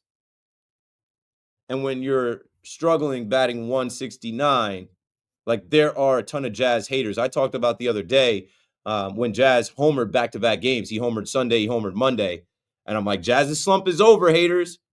But like there are people I'm sure online talking about this guy needs to be reprimanded. This guy's out of control. The Yankees are letting him do too much. Well, I think the Yankees, and I think you're right, Frank, when they got him, they let him be himself. And we heard what came out about Miguel Rojas and all this stuff when he was a Marlin. And somebody said something to him about how he acts, and he said, oh, I'm chilling now. I'm a Yankee. Almost in a way saying, like, I'm with the Yankees and they're letting me do me. I got this one-piece gear on. I got my Jordan gear on. I got all these different colorways. Like, nobody says anything about my celebration. They're letting him express himself. But there is a line. There is a line of professionalism. And I think he crossed the line with the professionalism because as I was reading the article, like I said, he violated two things. One, electronic use during gameplay. And two, speaking on a ref. Speaking on, I know it's not a ref, but I think this has happened in basketball and football before too. But like speaking on an umpire and the umpire's call or judgment, that's 2 fouls. So like they're if they didn't already tighten him up tonight and tell him, hey, never again, they've definitely talked to him about it, and hopefully he tightens up and hopefully he hits. Hopefully he stops striking out and crying. And that's what I'll say about it too. I was watching the game like you were too. I screenshotted the at bat. There was a called strike, the third pitch of his at bat, a four-seam fastball, 98.5 miles an hour, middle outside. And then the fifth pitch of the bat was damn near the same pitch in the same spot. And it was called a ball, four-seam fastball, 99.2 miles an hour, outside a little bit, the lower third. So then that call, like he could have struck out then. It didn't happen. He got the ball. The next one was in the dirt. It was egregious. He ends up getting called out on strikes where he should have got the walk, and he flipped out. But it was you could tell the umpire, it was a makeup call for Montgomery, who was pitching. Jazz, just chill, bro. We were up at the time. We were gonna win the game. Dave in Brooklyn. What's up, Dave, and everybody in the background? How y'all doing? What's up? You're on the fan. Hey, what's going on, Keith? Hey, listen, I understand what you're saying about this particular at-bat, which should have been rung up earlier. I get it. But that doesn't explain why the umpires have missed 650 calls on Aaron Judge. And you know me, I have not watched 3 games since 2017. What happened was in 2017, when Judge, became judge, I was so excited. I hadn't really ordered the MLB thing, but I said, I've got to watch every single game, even though I'm very busy. So I ordered it, and then like the first at bat, I said, oh no. And then right away I knew they can't read his zone. So after that, I have not watched, I don't think I've watched 3 games, including postseason, since 2017. So, the umpires. Solely because of that, or are you just not into modern day baseball? I love baseball. I love the Yankees. I love them. But when I realized that the umpires were not going to do that, I couldn't watch the game. I couldn't even watch it at bats anymore. It is annoying. It is something that makes me want to throw things. I don't know how it's allowed. There should have been a memo sent out in 2017. This guy is 6'7". Adjust your strike zone, please. Right. Well, I heard one umpire at least say when they get those memos, he says he rips it up and throws it in the garbage. I think he said they were getting paper memos after that. He said he would rip them up and throw them. Yeah, because they're above it. And when they're calling the game, it's their way or the highway. It's their rules, and they don't care about anything else. Yeah, their mentality is we're calling the zone as if you're 6'2". If you're taller or shorter than 6'2", that's your tough luck. And actually, there was an umpire who was I had this on YouTube, and I can't find it anymore. Where here he said we don't even look at height, and I thought, you don't look at height. What is the zone if not dictated by a hitter's height? I mean, the automatic balls and strikes system automatically adjusts for the height of the player. So how come they don't have to adjust? Yeah, because you know what? Listen, I mean, obviously, Keith, it was so frustrating that I missed out on Judge's career. I didn't see the 60+ homers. I didn't see anything. I didn't watch him. I don't know how you did that. You must not. As I say, you must not like baseball, the Yankees, or Judge that much. I haven't missed much of it, and it's frustrating, but not to just completely turn it off. Yeah, well, you could say that I'm extreme in this sense, but the umpires they made it impossible for me to watch the game because now on the other hand, Soto gets, from what I understand, he gets all the calls in his favor, and that's why he's making the kind of money he's making. Because if he was getting Judge's calls, it would be a completely different, Well, yeah, and I don't know. It's slightly different. Thank you for the call, Dave. I don't know how anybody could just stop watching baseball unless you're that busy. I always tell people, like, when I was younger and I was playing football, I missed some games. And like when I went to school in Virginia, there was no Yankee games, and we didn't have streaming and stuff. And even when I was a kid and I used to get shipped to Jacksonville, Florida in the summers, I was watching the Braves. I couldn't watch the Yankees. But I don't know how you could be that pissed off at Judge getting rang up on a low strike over his shoelaces and being like, I'm not gonna watch the whole season. I'm about to miss his career. Not me. But it is almost like unfair. It's like cheating. It's like cheating the game. You know what I'm saying? It's like when you're watching the game, it's super frustrating to see one of the best hitters of all time not get a fair strike zone and get rung up like that, because it's like, come on, you're almost robbing us of his greatness. Like, he's got to be that great. He's got to beat the pitcher and beat the umpire, and he does. That's the craziest part. The Judge does, and he doesn't make a fuss about it. And that goes back to my point about Jazz, and we'll stop talking about this at this point. 888-808-1019, and I do see some calls about Sam Rosen and the Rangers, and we should give him his flowers and props and talk a little bit about the Rangers. We're going to take a break, but because Judge is the face of the baseball world, captain of Team USA, Captain America, the Yankees captain. And he gets egregious calls all the time, and he just kind of looks away and steps out of the batter's box, steps back, and doesn't make a fuss about it. A guy like Jazz, who is struggling, who in that instance, like I just went through the pitches in that at bat, it was a makeup call because the guy didn't call the last one. Like, Jazz got to, keep it cool. Cooler heads will prevail. But I just hope that it's a one-night thing. I hope that it doesn't carry over. I hope that I know he'll be in the lineup tomorrow. I know they're not going to punish him. The league may investigate and do something. Hopefully they don't punish him where he misses a game or gets suspended. Or if it's a fine, whatever. But hopefully that doesn't affect him, because the Yankees need his glove. They need his athleticism on the base pass, and they need his power. And he's got to change his approach a little bit and stop swinging for the fences all the time and striking out. His average and the amount of strikeouts that he's rang up it's not a good look. This lineup is much deeper when he is hitting. So 888-808-1019. Like I said, we'll talk a little Sam Rosen, Rangers. Continue to take your calls on the Yankees and the Mets. And by the time we get into the 1 o'clock hour, we're going to play Aaron Rodgers is the song that doesn't end, because I got to speak on it, right? It's my job to give my take on what I thought about it. Is it Woody Johnson? Is it Aaron Glenn? Is it Darren Muji? Is this real? Is this fake? Was this some type of good cop, bad cop tactic? I don't know. Keith McPherson on the Fan. Stay with us. We'll be right back. Yo, what up, man? Let me see something. I'll be right back.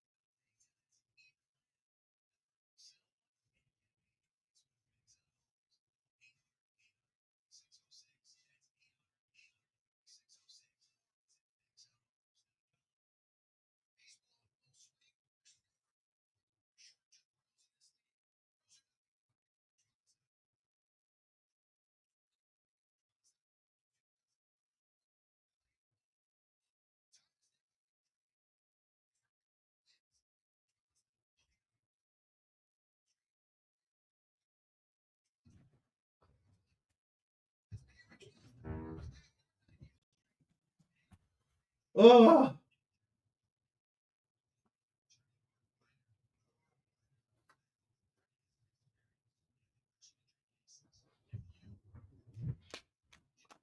I was going to get some push-ups in, but I don't feel like working out, honestly.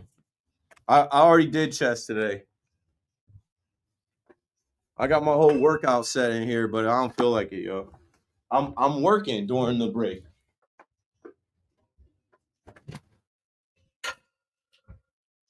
I'm not working out. I'm working. I just went in there to talk to Fleegs about what Aaron Rodgers had to say. About to try and get some of that audio together. And I need to answer the chat. Master Flip, what up, bro? Master Flip, you be hella active. Repping those Metsies. What's a realistic timeline for Ben Hess? Maybe next year. Take the Beatty call? I did. When did you realize you wanted to be in sports radio broadcast journalism? In college. My story that I always tell is I went to James Madison University for 2 years. I played football down there. I got drunk as many times as I could get drunk. I hooked up with as many girls as I could hook up with. And football got really hard, and I fell out of love with the game. And I was down there not doing what I was supposed to do. I went down there to be a student athlete, and I was a professional partier, player, ladies' man, alcoholic.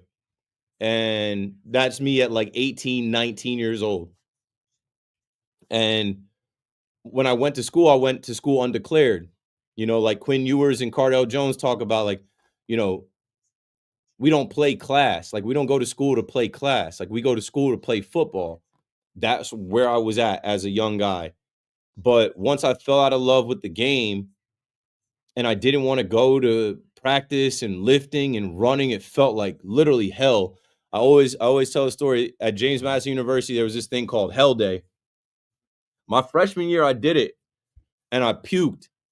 And like I was pretty athletic and in shape. I had never puked from a workout, And I didn't drink the night before. It was just that hard of a workout. I puked up just straight water during the workout, like, ugh. And then after that, I'm like, all right, yo, I don't ever want to do another hell day again. And so my sophomore year, I skipped hell day. I just slept in and I woke up and like 10 of my teammates were like, you're fucked. You skipped hell day. You're in trouble. Where are you at? What are you doing? And I knew, I'm like, all right, well, skipping hell day, they're going to probably put me through a hell day by myself. And I'm not doing that. I'm going to leave. So I ended up transferring. And when I transferred, I talked to probably 10 different coaches. I thought about going to Old Dominion University in Virginia. They had just started their program. I took a look at Rowan University. I talked to all the schools that had offered me out of high school, from New Hampshire to Northeastern to Hofstra to Richmond. And where I landed on was Monmouth University, which is the county that I'm from. I was born in Monmouth Medical Center, born and raised Monmouth County. And they had football scholarships, and they had a FM radio station upstairs in the Plangier building. And then they had a TV set downstairs in the TV, in the Plangier building, the communications department, called Hawk TV. So I knew going there, I could play football and I could start to, get reps on the radio and the TV in an attempt to get on ESPN or Fox or NBC one day. So yeah, that's how it came together for me.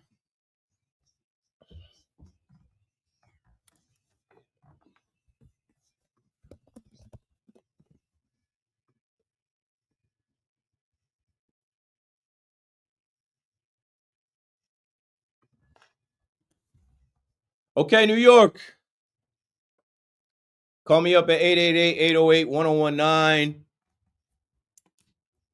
We're going to move on a little bit from the Yankees and Ben Rice and Jazz Chisholm and the greatness of Aaron Judge and Ryan Yarborough and Tim Hill and Ian Hamilton and Devin Williams. And I mean, we haven't really talked about the bullpen that much, but like, these guys picked up Will Warren in a big way today. They could not lose that first game. But if you want to still weigh in on anything, Oswaldo Cabrera homer in, Goldie Knox with another 2 hits, and Ben Arroz just being a legend, a young legend. He's 26, so he's not as young as some of us think.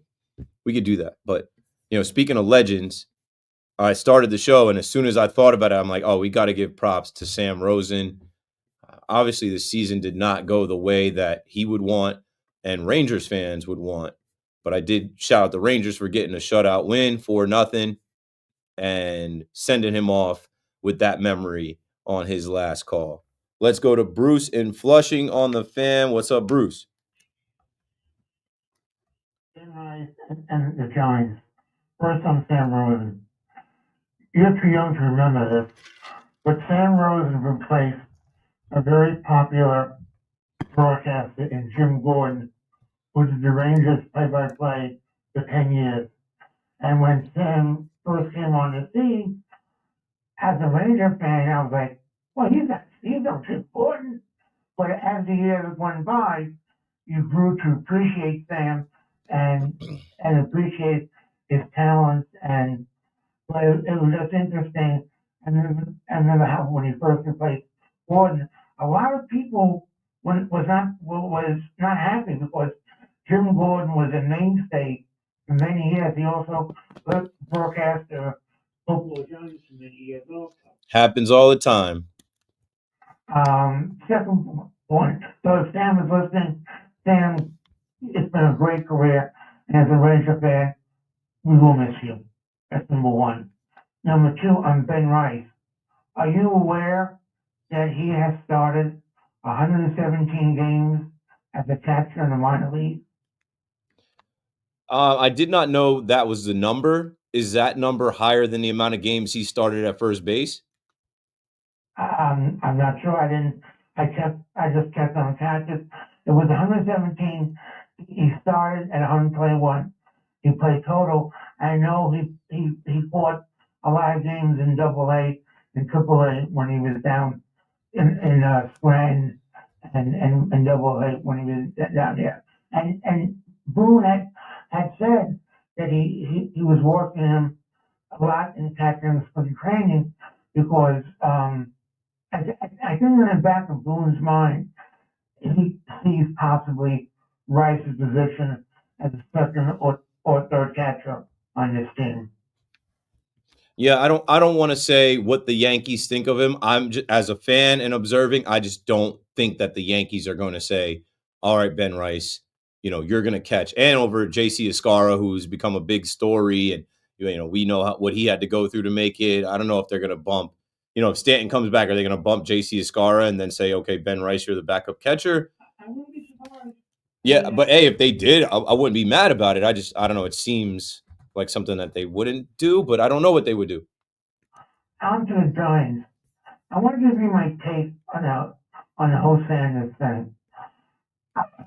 Because really, as many commentators have said, it was not in every game he played this year. He had a pro workout. They went to Colorado before. He came to the Giants on private visit. And my take of this is that Mara told the general manager, "Hey, you blew with Saquon Barkley. I told you I was going to be mad and went to the Eagles."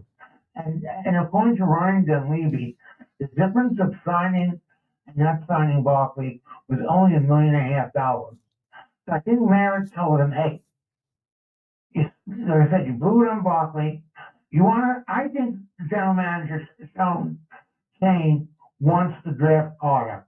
I think Merritt told him, you better get a quarterback or else." And that's why I think they did this last workout. But I think the general manager and the coach has to be convinced to say, "Okay, let's draft Sanders because we really want Carter." I think Merrill later on the line to them is, "Get me a quarterback." Do they have the cut in there where Rodgers talks about Dable's beautiful mind? I think, and this is where I'm at. I think they should trade back.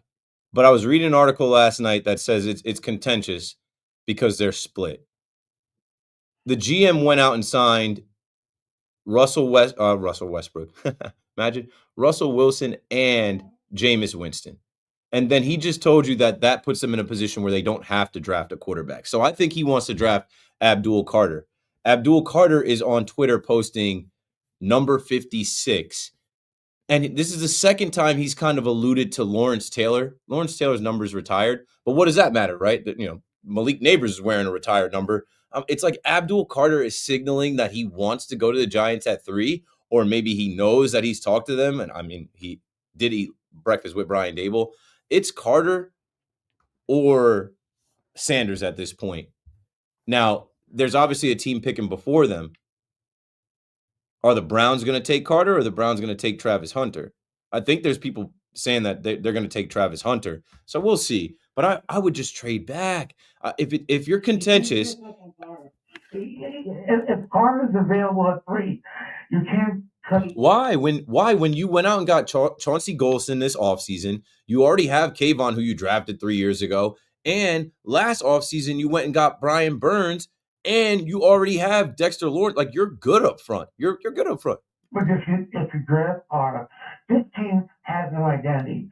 If you draft Carter, he's going to have, I'm not going to say he's going to be Lawrence Taylor, but he's going to have that, let's say Lawrence Taylor, a la carte. But what if he doesn't, right? Because he has had a shoulder injury and a foot problem. What if he's injury prone? The doctors have to say, "Hey, medically, he's fit, he's good to go." I mean, if the doctors tell the general manager, "I'm not sure," then I can understand that. But the doctors say he's fit and he's good to go. I think Carter is the way to go. Because he will make a definite impact on this team, give this team a strong defensive identity. And, you're too young to remember this, but by rights, New Orleans should have drafted Taylor. But he went after the offensive player in George Rodgers. That's how we got Taylor. You put Carter on this team with the players they have now, this team is going to have an impact defense. and then maybe you get a quarterback late first round or second round. But you can't get up on Carter. I don't think. Yeah, I like the plan. I mean, if he's there at 3, take him. There's too many people saying that Shedeur Sanders doesn't deserve a first round grade and that there's question marks about him. But I think there's a way for you to trade back, get somebody else's pick, and play the board and take the best player available. You could get another edge rusher, or you could get I don't know. I just think if they're contentious and they're going back and forth on it, then trade back and don't pick at 3 and see who falls. But, maybe it's Abdul Carter. The guy is putting 56 on Twitter. He posted a picture of Lawrence Taylor. He wants to be a game record like Lawrence Taylor. And I think the Giants have told him, hey, we're interested. Penn State kid. I do think, it's kind of weird because he grew up a Eagles fan. But obviously, once you're coming into the NFL, all that goes away, right? Tiki Barber was a Redskins fan. I can't wait for the draft. It's going to be so dramatic. And Shedeur Sanders would satisfy only a small percentage of Giants fans, I believe. I just think once they got those 2 veteran quarterbacks, drafting Shedeur Sanders at 3 is pointless. But there are Giants fans that'll tell you, we don't have a quarterback of the future. Signing these 2 quarterbacks that we signed is pointless, and not having a young guy in the building that can learn from them and develop. Like you draft those 2 guys so that you can draft a young quarterback and not have to worry about forcing him into action. I agree. And also, I mean, you really trust Russell Wilson? No, I don't even think he's going to be healthy. No. Oh, but that's why you draft the impact player, the guy who's going to have an impact on this team, and then you draft the quarterback later on in the first round or the second round. Unless you really, in your heart, believe Sanders is the guy to lead this team for the next 10 years. Yeah, I don't think that they all are in agreement on that. Thanks for the call, Bruce. 888-808-1019. I mean, now we're into the draft conversation with the Giants, and what a conundrum. I was saying last night, like, these guys shouldn't be drafting if it's this much confusion. It all could have been so simple. If you would have just lost to the Colts, you'd be at the top of the draft, and we'd all be already, getting ready for Cam Ward to be here. And I saw the Giants put out a picture 8 hours ago where it said 1 week away. And then the image says, why so quiet? What's on your mind? And it's someone who's thinking about the draft. And if you go through the replies, it's split on what they should be doing.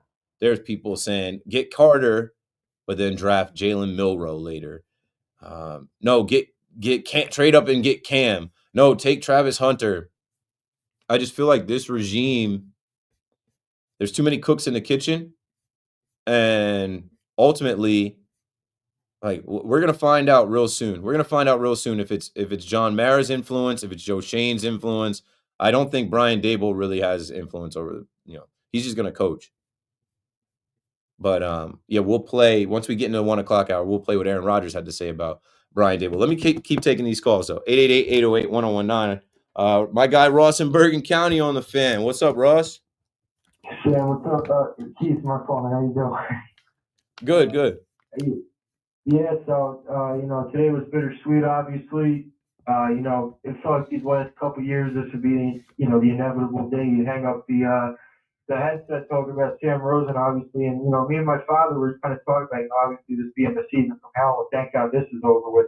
Talk about the season. Of course, to wrap it up with 2 wins against the 2 teams from Florida that knocked them out in the Eastern Conference Final 2 of the last 3 years. But that's neither here nor there. Talking about Sam, we kind of thought of, given the fact that as you saw this team down the stretch, you realized they were going absolutely nowhere. Even if they did sneak into the playoffs, they were winning nothing. I think kind of the one win you could take away from this is the fact that since they were knocked out, that the fact that Sam's final game had a chance to be on a win. Now, obviously, if they won that playoff series, who knows? But odds are they weren't going to beat Washington or Toronto or whoever. But the fact that there was a good possibility as the season's been over with them being eliminated, his career could end on a win, and they did just that. A shutout, no less. The fact that Kreider and Mika, obviously had the down years, but the 2 longest tenured Rangers. Kreider obviously up in the air sounding like it'll wind up being his last game as a Ranger as well, which is also bittersweet. but talking about Sam more so, 40 years. And I was just kind of, going down a rabbit hole of all his calls and everything, all the memories. They had like a special with Sam on MSG Network. He was talking to JD and Joe Micheletti, two of the three guys he had throughout those 40 years. He started off with Phil Esposito, but that was like a 2-3 year stint. But it was really JD, who obviously called the Cup run with, and then Joe Micheletti these last 20 or so years, who's really who I grew up on, was those two. So, kind of to go through all the stories of his career and everything. Like there was one series I came across during the Cup grade.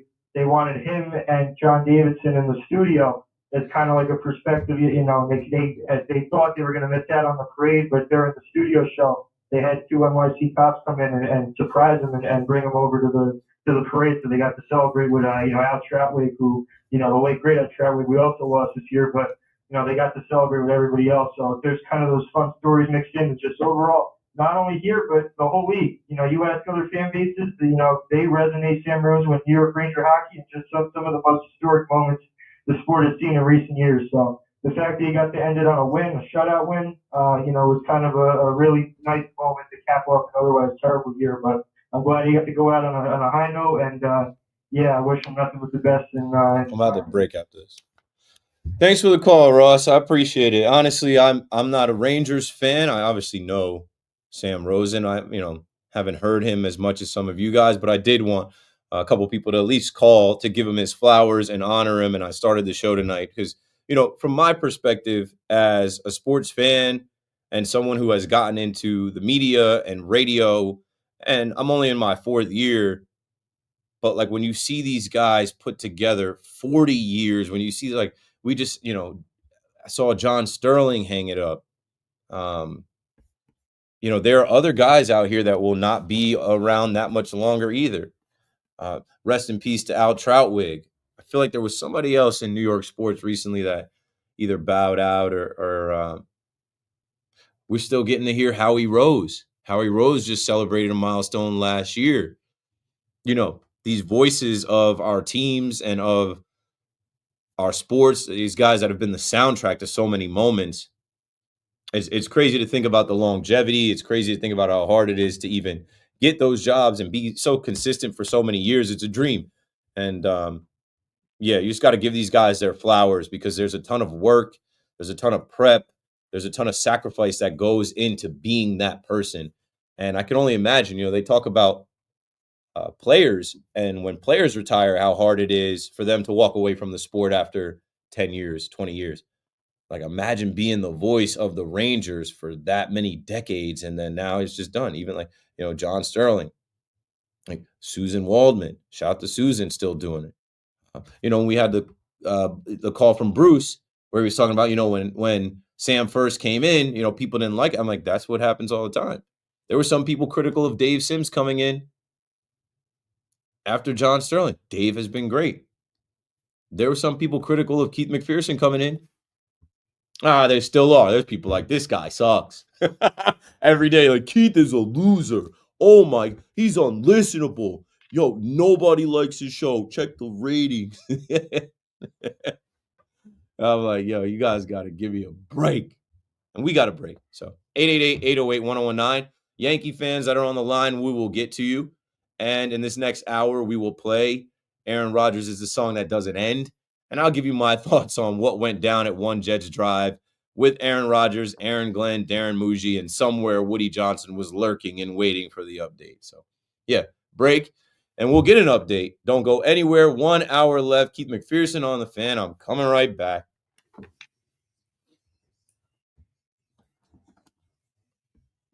All right, let me answer this chat quicker, yo.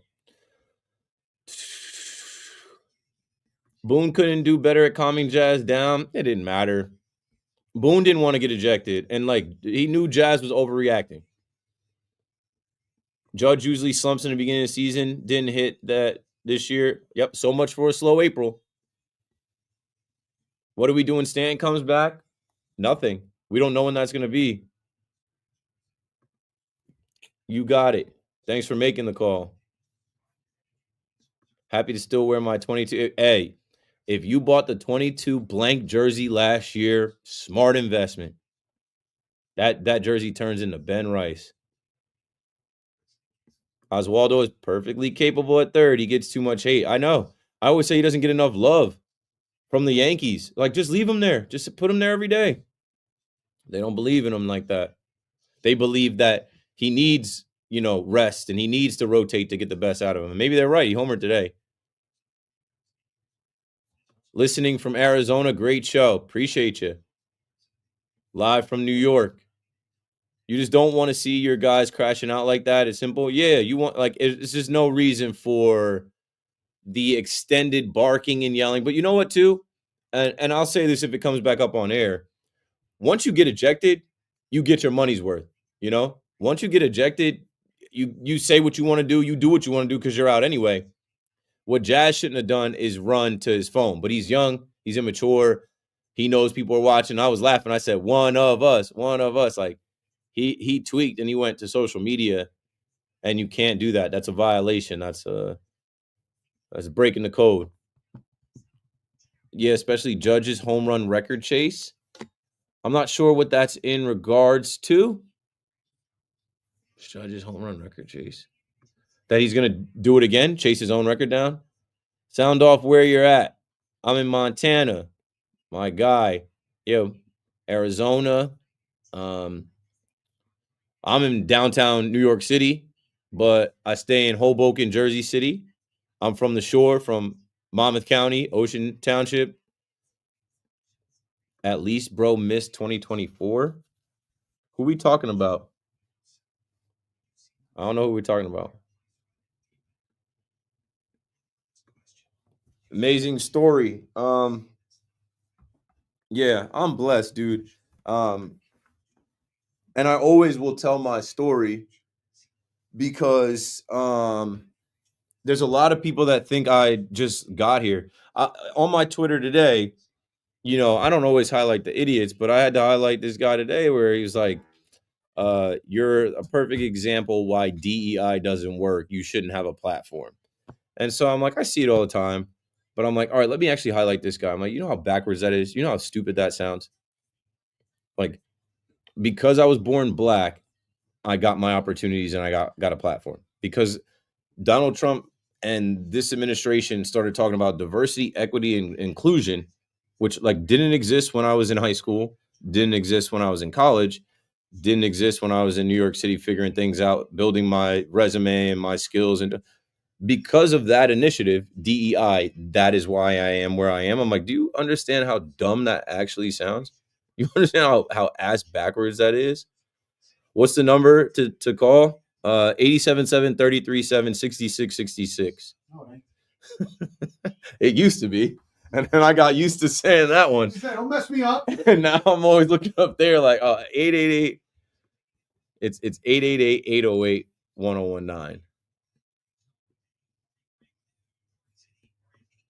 There's a group of people in that org that want Eli's nephew and don't want to settle. I was talking last night how they just interviewed Archie Manning, and he said, there's nowhere else I'd rather be than being the quarterback at the University of Texas. Sometimes it's worth the wait. So he's going to play out his years. I said, the only way he leaves is if he wins the Heisman and the Natty this year and they force him out. But he is not in a rush to go to the NFL. He is big man on campus, and he's been for years.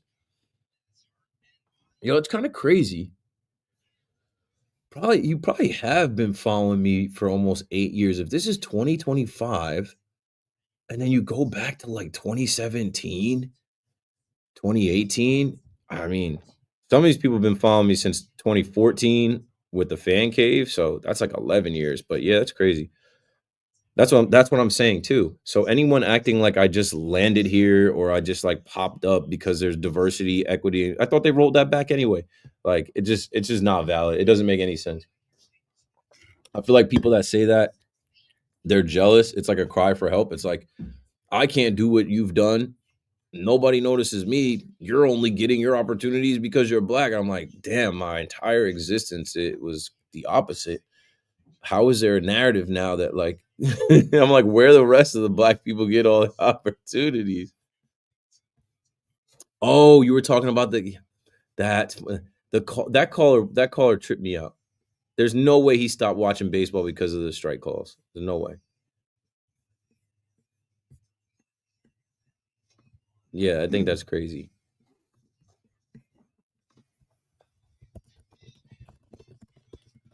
Good morning at 1 o'clock. I'm Marco Belletti. Well, Mets are hoping things are starting to turn for a few of their important bats as Mark Vientos went deep for the first time this year. Brett Beatty, a couple of hits and an RBI as the Mets down the Cardinals 4-1.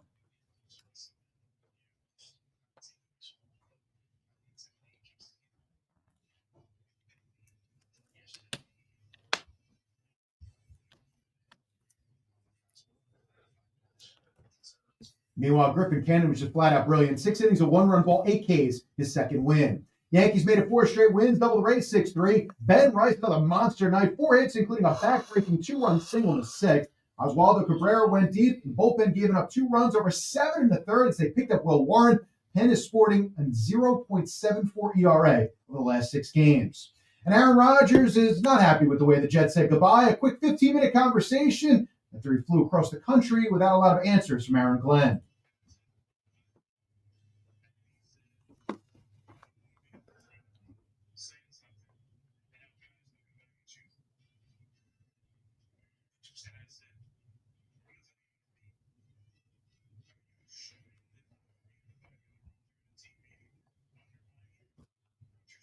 So Rodgers didn't exactly speak glowingly of Aaron Glenn in his brief interaction, gave no further update on his future, retirement still a possibility, and all that courtesy of the Pat McAfee Show.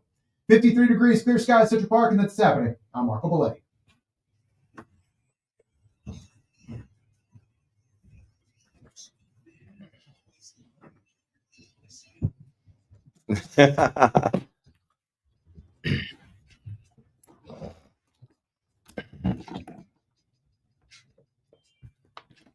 Yeah. Inside the 1 a.m. hour on the Fan in New York, April 18th. Keith McPherson on the Fan, and it's Good Friday. It's crazy. As we proceed, you got to love baseball in New York. You got to love the dynamic when both teams are good. This is what we should want. You got to love when both teams have star players, when both teams have depth. It keeps everyone locked in and engaged. It's just so much better than one side being dominant and the other. Like, it's New York. It's the mecca of baseball. It's the capital of baseball. They've got the MLB offices here, which are pristine. I was in them not too long ago. I actually got to follow back up with my people at MLB now that we're deep into the season, right? Juan Soto's already terrible, and we're not deep into the season at all. But what I'm saying is, the MLB team stories here. There are 2 teams here with large fan bases. Speaking of that, Mets fans, I mean, as much as so many have already proclaimed the Mets to be big, bro, I was looking for one thing tonight at Citi Field. Not booze. I didn't think there was really going to be any booze. Juan Soto doesn't deserve to be booed yet. But I was looking at that attendance. 38,246. It's not cutting it. Not cutting it. It's good for your own standards and probably get you somewhere around the top 10 or 15 in baseball if you keep it up. But, I mean, the Yankees just had a homestand where they put 42, 43, 43-5 the last 3 games against the Royals. I mean, it is what it is. It goes back to what I was saying. There's a semi-viral video of me talking about the Yankees don't need a 5-borough race. The Yankees don't need a dance crew. They don't need all these gimmicks because the brand is built. The pinstripes, the tradition of winning and excellence. It's there. Like, people are going to come out.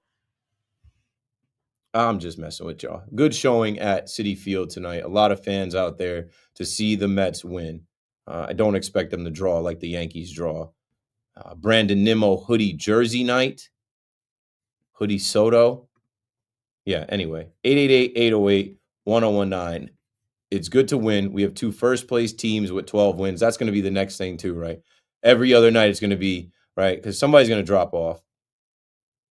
And when you look across baseball, like 12 wins puts you in first place in the AL Central. The Tigers are there with 11. The AL West, the Texas Rangers are there 12-7 in first place. The Chicago Cubs have 12 wins, 9 losses because they played 2 extra games. They're in first place in the Central. 12 wins in the NL West puts you in 4th place. The Dodgers The Padres, the Dodgers, and the San Francisco Giants are ahead of the Diamondbacks, who are a good team. They have 12 wins. San Francisco has 13, LA has 14, and the Padres have 15.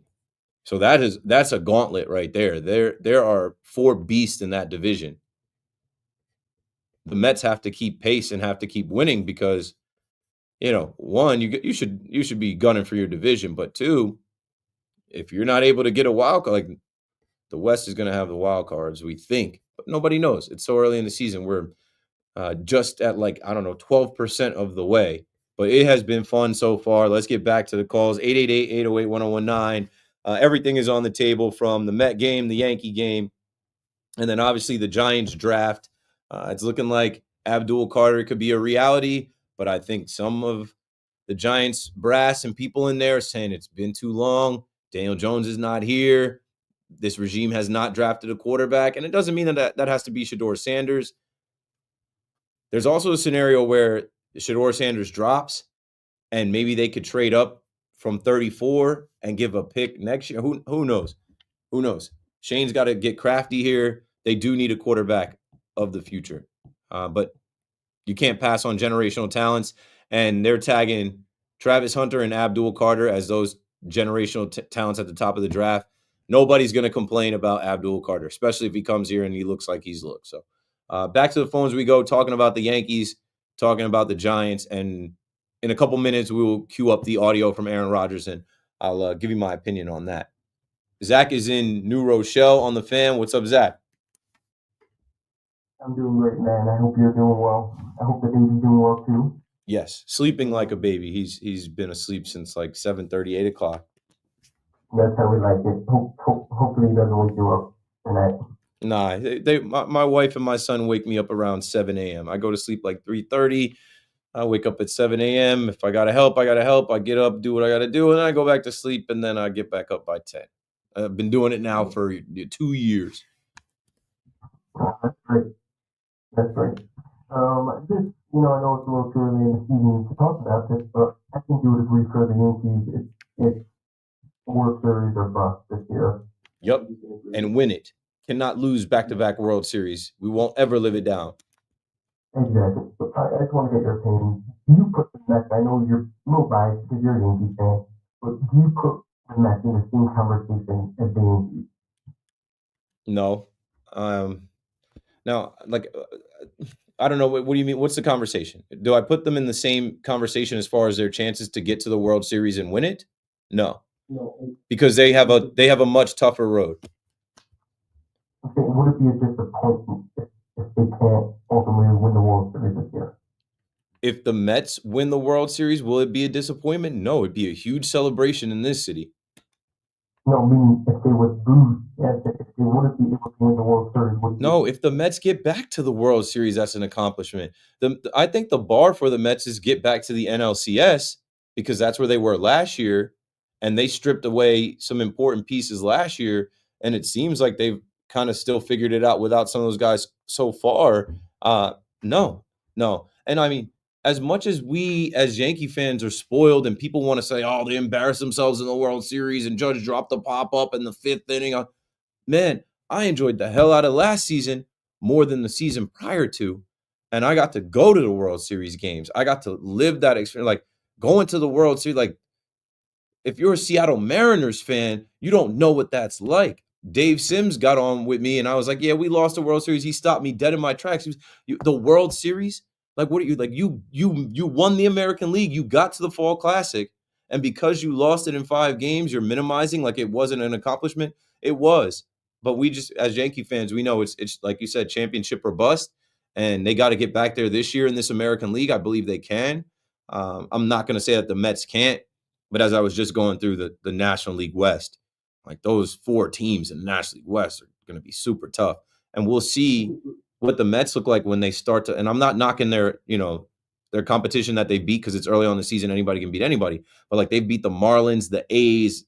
They just lost to the Twins. They're playing the Cardinals right now. Like we'll see what the Mets look like when they do face their own division and some teams that were good last year and have some better players. Okay, let's say the Yankees take the Dodgers to Game 7 in the World Series and eventually lose. if that's a disappointment on a season or not. No. I'll remember for the rest of my life that we went to back-to-back World Series.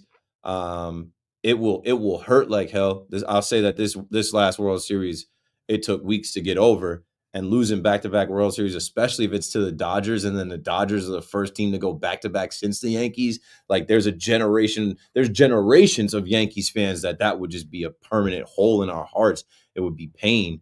But nah, man, it's about the journey, not always the destination. It's about the ride, the roller coaster ride. It's not about where it ends. It's day by day going on. Like I'm having fun. I love this team right now, and this team does not have it all figured out. But like they just won 4 games in a row, and I like the style of play and the hitting and how it's a deeper team. And obviously they have the best player in the game, but anybody can get active and help them win. And I'm really hoping that they do get back to the World Series, whether it's the Dodgers or the Diamondbacks or the Phillies or maybe the Mets waiting for them.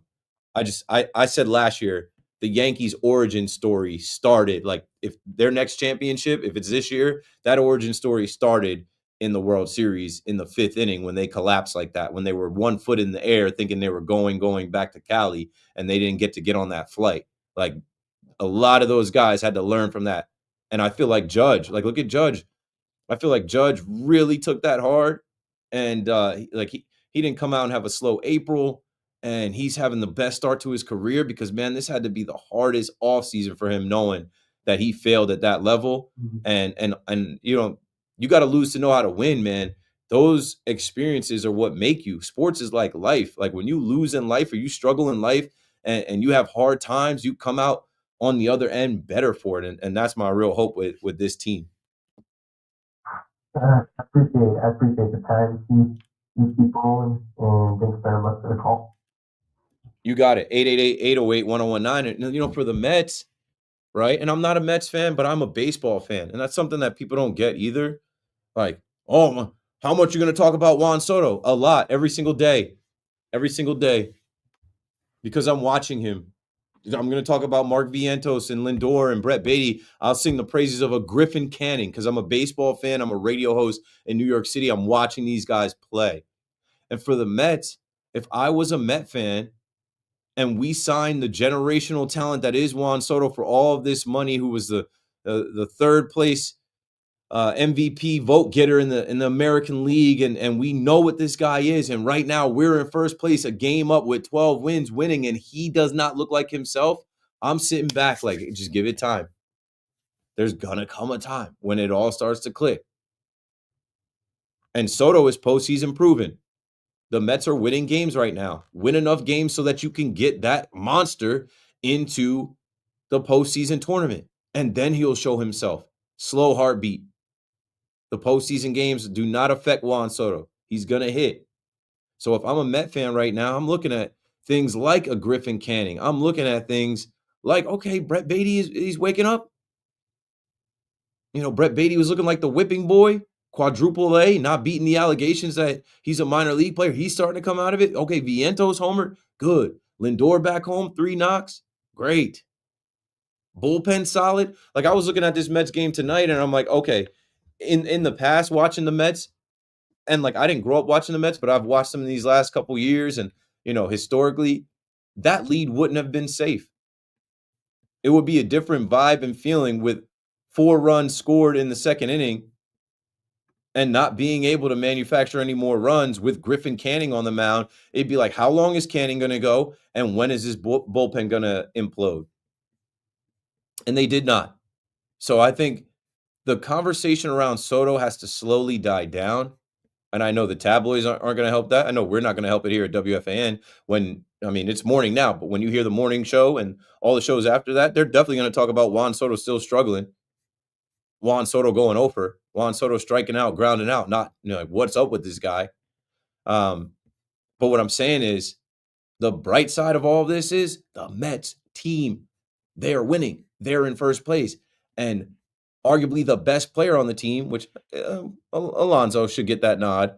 But like Lindor was runner-up in the MVP voting last year, and he is going to turn it on at some point once it gets warmer. Juan Soto is the highest paid player on the team. He's struggling, but he's not going to struggle forever. So when it all does start to click, they're gonna rip off 5-6 wins in a row. They're gonna beat some top team. Like I'd buckle in for the long haul, and I wouldn't sweat the small stuff about Juan Soto not coming through right now. He's not going anywhere. He's a Met for the next few years. 888-808-1019. All right, let's queue up some of the Rodgers stuff. I'm going to take one call, and I'm going to let Fleegs queue up the conversation from Aaron Rodgers. And then we'll play what he had to say, and each clip we'll play, and I'll react to it, and then we'll take calls on it. Jeff is down in Louisiana on the Fan. Before we go to the Jets, let's talk Giants.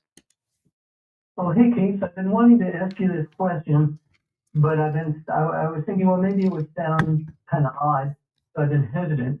But what it is I want your opinion on whether there are some similarities and differences between Eli Manning and Shedeur Sanders. I'll tell you why I say that. Sanders has a real good command of the defense. So did Eli, to the point of almost being a coach on the field, offensive coordinator on the field. Eli, I don't think, had that strong an arm. Sanders reportedly doesn't. Eli was capable of rising to the occasion. So is Sanders. Eli didn't run. He was not a Daniel Jones or a sprinter. Neither is Sanders. But Eli could move around a little bit in the pocket. So can Sanders. I wanted to hear your thoughts on that. Yeah, I thought you were going to point to the fact that, like, both of their dads, and even, like, Eli, his brother, like, having to live in the shadow of the success that your dad and brother had and being able to rise to the occasion. I think that's a huge parallel with Shedeur. And there was a lot of people saying that Dion was going to pull Eli Arch Manning thing, where obviously they manufactured him going to New York and not going to San Diego. A lot of conversation I've heard recently, I think C-Mac has mentioned it on his show, about how, like, Eli wasn't the best physical athlete, like you said, wasn't the most fleet of foot, but was accurate and could read a defense and was tough. That's what they say about Shedeur. He's tough as nails. And I've seen the kid get blown up. I've seen the kid take hits and get it. His offensive line sucked these last 2 years. He was getting his head taken off. He got his legs blown out from under him. He kept getting up. There was the one viral moment where he shoved the ref because it was clearly unnecessary roughness. It was roughing the passer, and he just, he keeps ticking. So I think he's tough like Eli. I think he's accurate like Eli. I won't say that either of them don't have a strong arm. They both have NFL caliber arms. They have the pedigree of their fathers playing in the league. And I think that means something, right? I think when you grow up around, like, your dad played NFL football, so you've been in locker rooms, you've been in stadiums, you've been around other players, like, you've come up in the culture. It's not too big for you. New York is not too big for you. Having money is not too big for you. Being a star is not too big for you. You've always been under a microscope. You've always had it. Those things are good things to have. Those are good qualities to have. I don't know. I think Shedeur Sanders would be fine in New York. And there was a long time that I was saying, this is it. They got to get this kid. He's already rich. It's not going to be too big for him. But then once they signed 2 quarterbacks that started and won games in the NFL last year, I'm like, now it doesn't make any sense to put this kid as a third string quarterback on this team that needs to urgently win. Well, you're right. And it's the most obvious similarity of all of the pedigree. Just like you said. Yeah, the last name. Yes. I don't think it's ill-advised to have him as a third-string quarterback, because Russell Wilson's only signed for 1 year, Jameis Winston only for 2 years. So if they don't re-sign Russell Wilson at the end of next year, it would be down to Jameis Winston and Sanders could start, Winston could back up. I don't think that's a bad plan. It's not that it's ill-advised, and you could kind of see the future and the writing on the wall like you just laid out, but you don't want to be picking 3rd overall. And if you are picking 3rd overall, that is supposed to be a spot where you can get, quote-unquote, a gold jacket guy, right? That's what they thought about Saquon Barkley. And Saquon Barkley would be in the Hall of Fame. He might be in there as an Eagle. That's what, That's what the narrative is. If you're picking that high, like Mike Tomlin always would talk about. I think Mike Tomlin was looking at the Chase Young, and he was like, "Yeah, I would love to have a guy like you, but we never lose enough games to pick, these guys at the top of the draft. If you're picking this high in the draft, you cannot mess up on that pick." Dable said it this week. He didn't finish the sentence, but he talked about you're picking a quarterback. If you get that wrong, he didn't finish the sentence because he didn't want to put that on himself. But if you get that wrong, you're fired. You're done, and you don't get another opportunity to be a GM in the NFL. Yeah, and I think it was Gettleman who said if you pick the wrong quarterback up high in the first round, you could set your team back for 5 years. Yes. Look at the Jets right now, which that's a perfect segue. Thanks for the call, Jeff. 888-808-1019. You're supposed to tank for Trevor. You screw that up. And then you reach and draft Zach Wilson. And he is not it coming out of a COVID season at BYU. And then you got to go after Aaron Rodgers. Is the song that doesn't end. How quickly these 2 years have gone by. Aaron Rodgers was on Pat McAfee. He spoke about what happened weeks ago at One Jets Drive. Let's play, in case you didn't hear it, or even if you did hear it, just to refresh the words. And be mindful, Aaron Rodgers uses Jedi mind tricks, but his Jedi mind tricks do not work on me. Fleegs, play a clip. I'll react to it. Play a clip. I'll react to it, and then we'll take a break. That was an interesting 2 years, to say the least. But, okay. I figured that when I flew across country on my own dime, that there was going to be a conversation. And the confusing thing to me, and the strange thing was, when I went out there, I meet with the coach. We start talking. He runs out of the room. Okay, so Aaron Rodgers has his own jet. Jermaine Johnson told you about that. To gas up that jet is probably, I don't know, $30,000. So when he says on his own dime, it's more than a dime, and it's not a Spirit Airlines trip. But then, Jets fans, I saw the kid NYJ Matt put out the screenshot of Aaron Rodgers tweeting years ago in 2013, meeting in person greater than phone call, right? And man to man, you should be meeting in person. So they had to do that. But then I thought it was interesting that he said he's talking to the coach, Aaron Glenn, right? They're meeting for the first time. And Aaron Glenn runs out of the room. Immediately in my mind, I'm thinking of good cop, bad cop. I'm thinking of an interrogation room where the bad cop is there and he's talking to you, and then he leaves and the good cop comes in hey man, just cooperate with us. Let's play the rest of this clip and I'll react again. Then he comes back with the GM, and I'm like, all right. So we sit down in the office, and I think we're going to have this long conversation. I've flown across the country, and 20 seconds in, he goes, literally, I'm talking to the GM about something, and he leans to the edge of the sheet and goes, so you want to play football? I was like, yeah, I'm interested. Bad cop. He said, we're going in a different direction at quarterback. And I said, and I was kind of shocked. Now, not shocked because I didn't think that was a possibility. Listen, of course, they want to move on, that's totally fine. But shocked because I just flew across country. You could have told me this on the phone. Okay. So if it's 20 seconds into a conversation, they didn't really go through anything. There were no checks and balances. There were no pros and cons. There was no conversation. Their mind was already made up, but they just wanted to tell Aaron Rodgers in person. That leads you to believe what? Now, I said this, and I try to somewhat take up for Woody Johnson. I said that when Aaron Glenn and Darren Muji said that they were going to watch every single play from the Jets season, the eye in the sky don't lie. There's enough film to watch that makes your determination that you don't want to run it back with 41-year-old Aaron Rodgers. But I do have a sneaky suspicion here, especially what we learned about Woody Johnson, who wanted to bench Aaron Rodgers after the Denver Broncos lost 10-9 in rainy MetLife. I have a sneaky suspicion here that these guys thought about this, and this was all part of a plan of attack.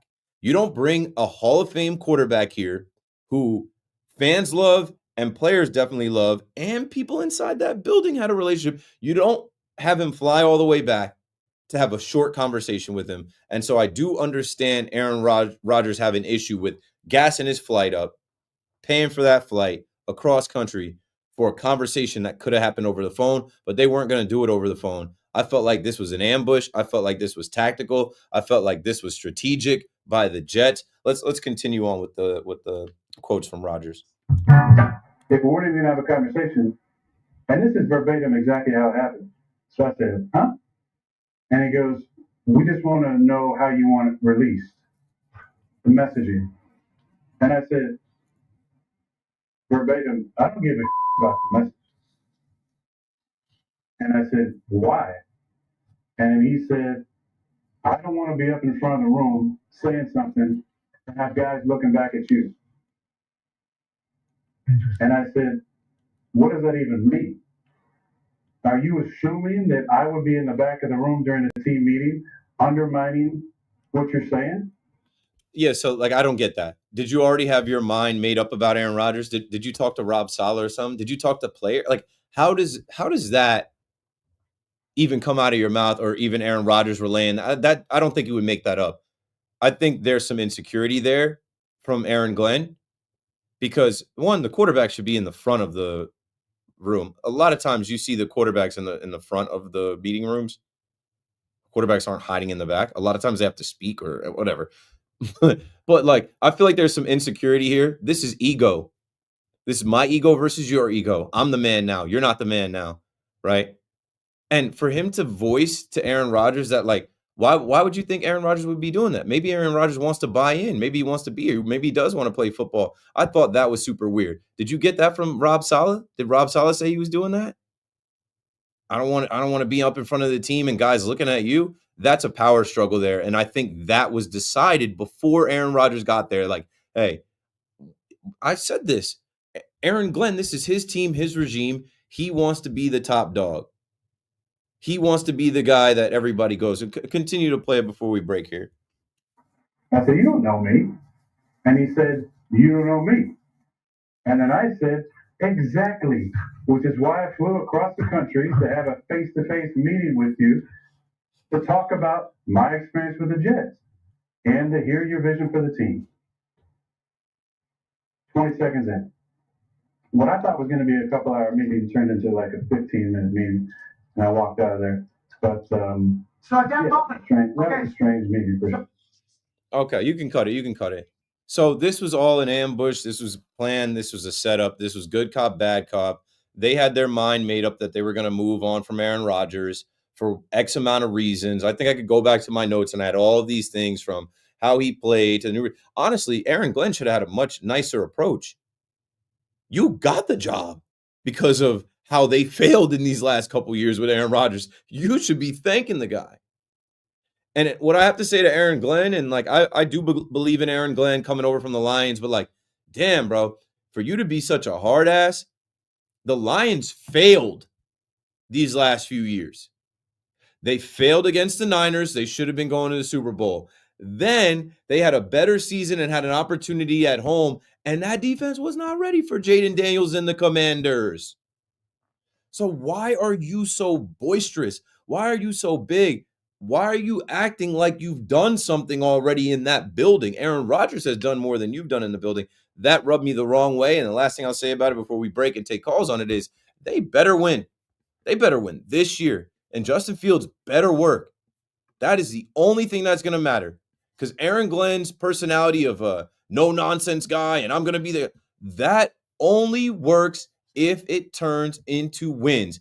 If you lose and now you think there aren't players in there that know Aaron Rodgers more than they know you and feel some type of way and listen to what this was all strategic by Rodgers. Now it comes out on Pat McAfee. This doesn't help their case. And I guarantee you when the draft is coming up, they're focused on the draft. And I guarantee you Muji and Glenn, they won't address it because it's in the past. They don't need to talk about Aaron Rodgers. They're just going to duck it. And I don't know. Aaron Rodgers is a song that doesn't end. So this is not the end. Aaron Rodgers might retire. Aaron Rodgers might be a Steeler. Who knows?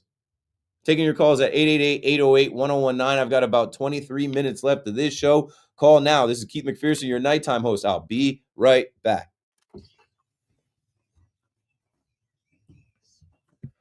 Aaron Rodgers. This is a song that doesn't end.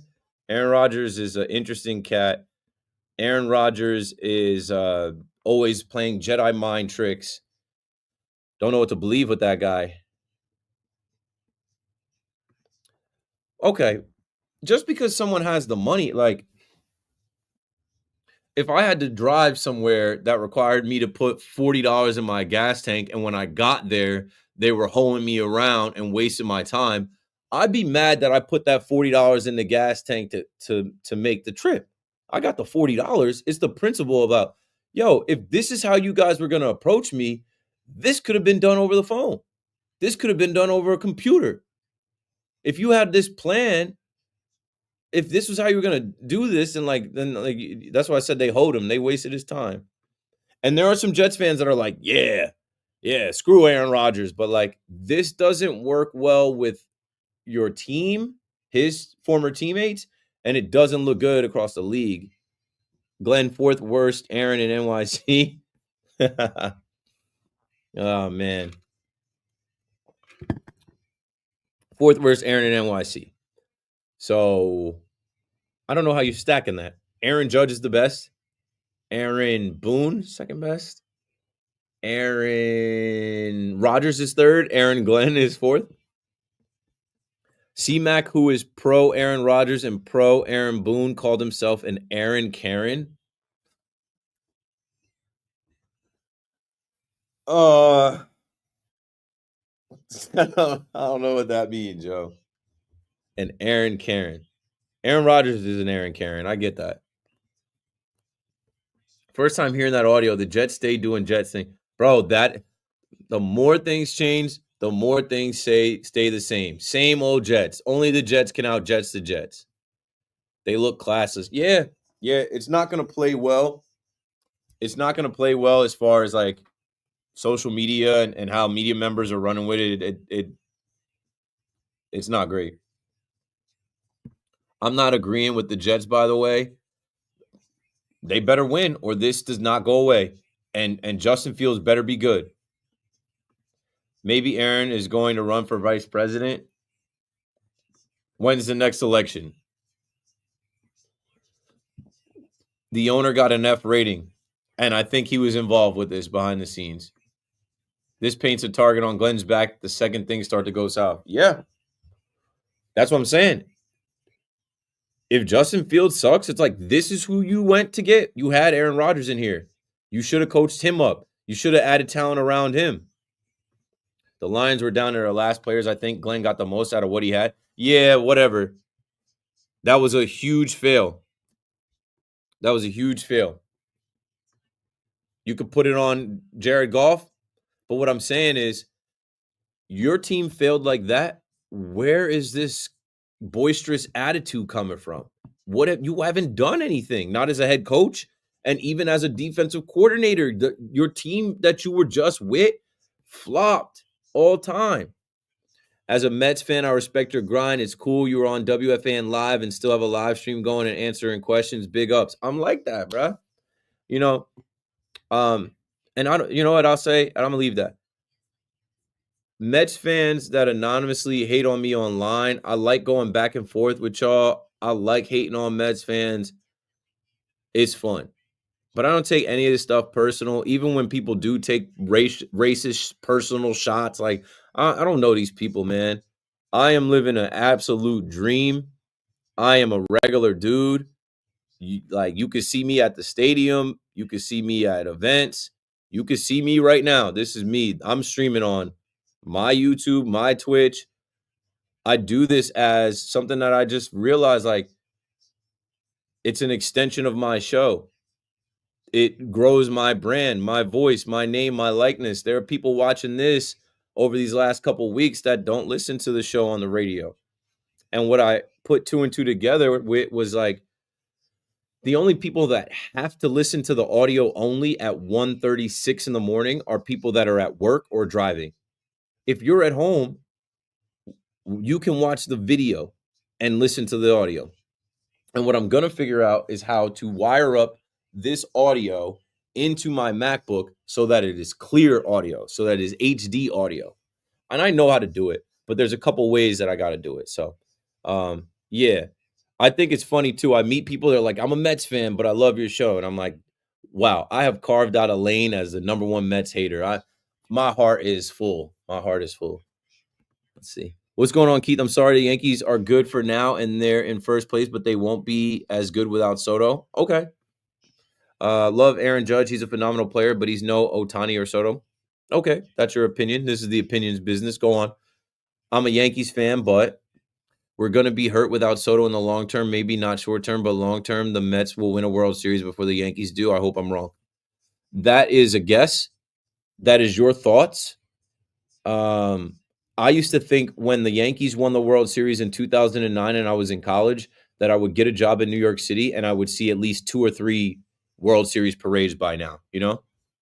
I didn't go to the parade when I was in college in 2009. I said, "All right, whatever, I'll be at the next 2."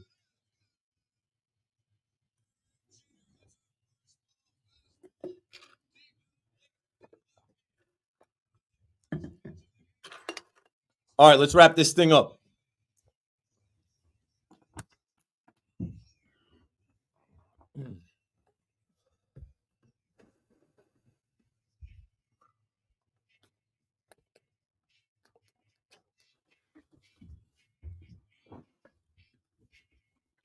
Never trust a big button to smile. Poison. You young boys don't know about that one right there. You young boys don't know. All right, let's get back into it. 888-808-1019. Pat is in Myrtle Beach on the Fan. We're talking about the Jets, Jets. You got it. I agree with most of what you said, except I don't even know if you can call it good cop, bad cop. It's more like Keystone Cop. They can't get out of their own way. I think, yeah. I don't know. I could imagine Aaron Glenn running out and being like, Mooj, now you come in. And like, already? It's only been 20 seconds. And it has Woody Johnson's footprints all over it, even if he wasn't involved. You know, they took his private plane to go convince him with Suffolk and Joe Douglas. If I was Aaron Glenn, I would have said, Woody, when we make a decision, can we fire up the private plane and all go tell them which way we're going? It's like, kind of like in high school when, you know, you treat the girl so great when you're courting her, but then you don't even have the respect to break up with her to her face, you know? I mean, I knew they did it in person, but you get what I'm saying. And to your point about their reputation with the players, I mean, they've already get the lowest marks in the, you know, NFLPA reviews. Yeah. I mean, you can't treat people like that in any walk of life. Yeah, and I mean, there's a lot more that Aaron Rodgers said that I listened to. He named a lot of people in the building, from the training staff, the medical staff, people that do equipment in the building. Like, he went out of his way to show the human element of himself as far as like being a regular person and a dude in that building. And they didn't treat him like that at all. They treated him as like, you're an a-hole. They treated him like you're a problem. You're a locker room cancer, and we're getting this up out of here right now. First things first. So can I ask you one thing? Mm-hmm. He said he was interested in playing football. If you had to list like his top 2 motivations to play football, do you agree that 1 would be win another Super Bowl, and 2, a strong 2 would be make the Jets look like idiots?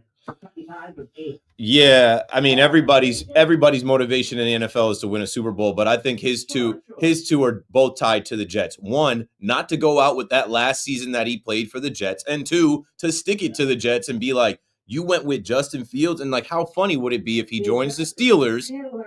The Steelers, who had Justin Fields last year, benched him, who wanted Justin Fields potentially to come back. If he does actually sign with the Steelers, and I believe they play each other next year, the Steelers are going to be better than the Jets. The Steelers, I can guarantee you the Steelers will be better than the Jets just off of their culture and their roster and their coaching alone. They will be better than the Jets with Aaron Rodgers, and that's part of the NFL script. The NFL script writers, they hope it goes down. One more thing. The only reason I think he hasn't signed with the Steelers is he was slow walking the Vikings, because I think his preference, if there wasn't any of the Jet stuff, would be to play for Kevin O'Connell in that offense. I'm from Pittsburgh originally, versus Arthur Smith in like a run-heavy offense. But I think just Jet thing, I mean, Mike Tomlin's just sitting back saying, hey, Aaron, I'm good with Mason Rudolph. You know, you decide you want to play, show up in August. We'll make it work. Yeah, I also think he'd much rather throw the ball to Justin Jefferson and Jordan Addison indoors in Minnesota in that football palace when it gets cold in the late weeks of the season. That place is temperature regulated. When he's taking hits, it doesn't hurt as much as it does outside in the cold. Like the Vikings. Oh, and then he could stick it to the Packers. Yeah. And there's no part of him that fears walking down the same path as Favre. I've heard that before. No, he doesn't. He's had enough ayahuasca that he's very much aware of who he is and secure with who he is, and it has nothing to do with Brett Favre. Brett Favre has a Netflix doc coming out, not about him going to do ayahuasca and getting in touch with himself. It's going to reveal all the trouble and things that he's gotten into and what old man Brett Favre is. And Aaron Rodgers most likely is not going to head down that type of path of like stealing money and having allegations and stuff. So yeah, no, him going to the Vikings, he's not worried about, completing the full circle of what Brett Favre did. No. Yeah, but I think the Steelers is coming to fruition. And the one other thing I wanted to say, I heard the caller that compared or wanted to get your thoughts on Shador versus Eli Manning. I was looking at the combine reports for some of the guys from this year, and I just happened to stumble upon the Giants when they inducted Eli into the Ring of Honor. They published Ernie Accorsi's scouting report from when he saw him at Ole Miss. Go read it, and there is no chance. I think that Shane and Dable are praying that the Browns take Shador Sanders so that it's not on their plate, because Ernie Accorsi literally said if he comes out early, this is his junior year, that if he comes out early, we should trade up to take him. I think he's got a chance to be better than his brother. And no matter how positive they feel about Shador, I don't think he's in the same category of that kind of praise. So with that, I'll turn it back over to you. Thanks again. You got it. Great call, Pat. I think I was listening to, maybe it was Evan and Tiki, and they were asking where, maybe it was BT and Sal, I don't know. I'm in and out during the day. But someone was asking where would Shador have been without his dad coming into play to coach. Shador Sanders was supposed to go to Florida Atlantic. And when he was getting recruited in high school, he was getting recruited by bigger schools and Power 5 conferences, but I think he was supposed to go to Florida Atlantic. And then his dad, Deion Sanders, who was coaching him in high school, stepped up and was able to attract the attention of Jackson State and HBCU that was just losing. Like, that's where Walter Payton went to school, and they just were not successful. And they needed an injection of something and anything. And so Deion goes there, and obviously with the brand and name that Deion had and his son coming up and his son's connections, he had a friendship online with Travis Hunter. And Travis Hunter was supposed to go to Alabama. And Travis Hunter flipped his commitment and put that Jackson State JSU hat on. And people were like, what the hell? Well, he goes to Jackson State with Shador a couple years, and then they transfer to a similar school, Colorado, who was 1-11 in the dumps, not winning, getting just ran over by their conference, needed a boost. They didn't even have the money to pay Deion Sanders, but they knew they would make the money. And the primetime stimulus package that hit Boulder, Colorado, they're still making millions off of. And they're going to, with these guys going to the NFL and they're retiring their numbers or whatever, but Shador goes there. And I'll say this about him. I like the intangibles. What scares me is, like, he's not a Jaden Daniels. He's not a Caleb Williams. He's not a CJ Stroud. I think he's going to need some seasoning. I think he's going to need some time to develop. I think he has the arm strength, but I just think up here mentally, just even having to overcome being Deion's kid and all the pressure and the hype there. And, he took a lot of media scrutiny coming up. I mean, even in Colorado, there were people writing negative things about him. And he overcame all of that, and he found a way to win and succeed, and I think he's going to succeed in the NFL. I don't know if it's going to be with the Giants. And then going back to, some of the last things with Aaron Rodgers. Aaron Rodgers was talking about, like, he's got things going on. He talked about he's in a serious relationship right now. He's dealing with personal matters in his inner circle. I don't know, maybe, who knows? There could be health problems in his family or friends, and, like, that's why he's slow playing this whole thing. He's saying it doesn't have anything to do with the draft, but of course it does. I mean, I put a theory out months ago that Aaron Rodgers just sits at home for a while because he's old, because he took a lot of hits. He sits and waits until whatever team it is that's a contender loses their starting quarterback, and then he comes off the couch like Joe Flacco did for the Browns a couple years back. I think that would be the better route. Instead of going through training camp and all of these weeks, why not come in and save the day week 8? Stay tuned for that. I don't think Aaron Rodgers is done. I don't think he's hanging it up. I don't think he's retiring. He damn sure is not trying to go out with the way that the season ended for him with the Jets and basically having the Jets hoe him around. You know what I'm saying? Like, he's not going. This is a Hall of Famer. This is a guy who's got a chip on his shoulder. And now he just told the world, I flew across the country to meet with the Jets, and they ambushed me, and it was a quick meeting. He even said something along the lines that he told his pilots, like, hey, this is going to be a while. We might be eating dinner here. Like, that type of stuff motivates an Aaron Rodgers. He wants to play. He wants to get back on the field at least for one more year, show that he still has it. And if he gets a chance to do it with the Steelers against the Jets, stick it to the Jets. He did talk about meeting with the Giants, and I think the Giants dodged one here. And I know there was a couple weeks on the Fan where some of the hosts were hot and heavy over the prospect of Aaron Rodgers. But I think the Giants dodge one here. And we'll see. Coming up next Thursday, the NFL draft.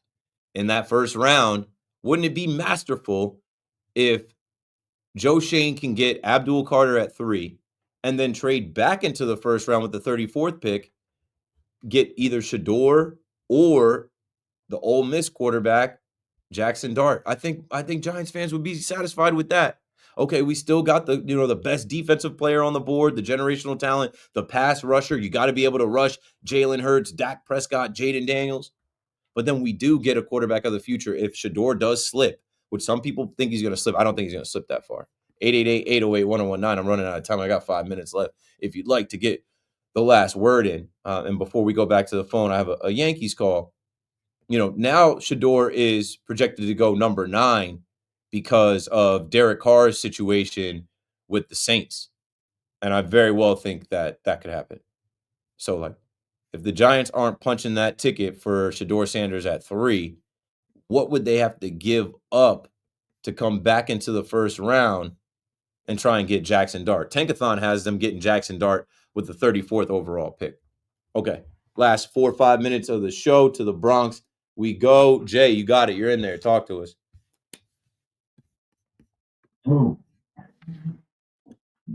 What's up, Jay? All right, yeah, I got a few points real quick. This is my second night in a row calling for the first time into WFAN. Appreciate it. I'm a dog and Francesa guy. I'm a young 50-year-old, but I go back 30 years. So with WFAN, so you had an effect on me sports wise. I want to say Ben Rice. We don't got to worry about nothing. He's the future first baseman.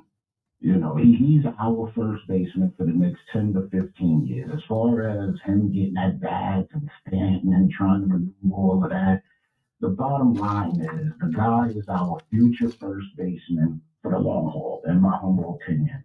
Also, I think it's a great comparison between Shador Sanders and Eli Manning by the guy that made that call. And that's a great comparison. Eli Manning may be, a couple of inches tall or a little bit thicker maybe, but as far as their game, fundamentals and footwork and arm strength and being able to ad-lib on a play with not great athleticism, clutch.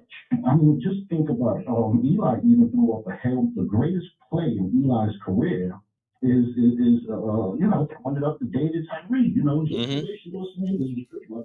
Shador had a throw in the end zone, I think, against Baylor, where he had to avoid a rush and throw it there. It was a prayer. It worked. It was answered.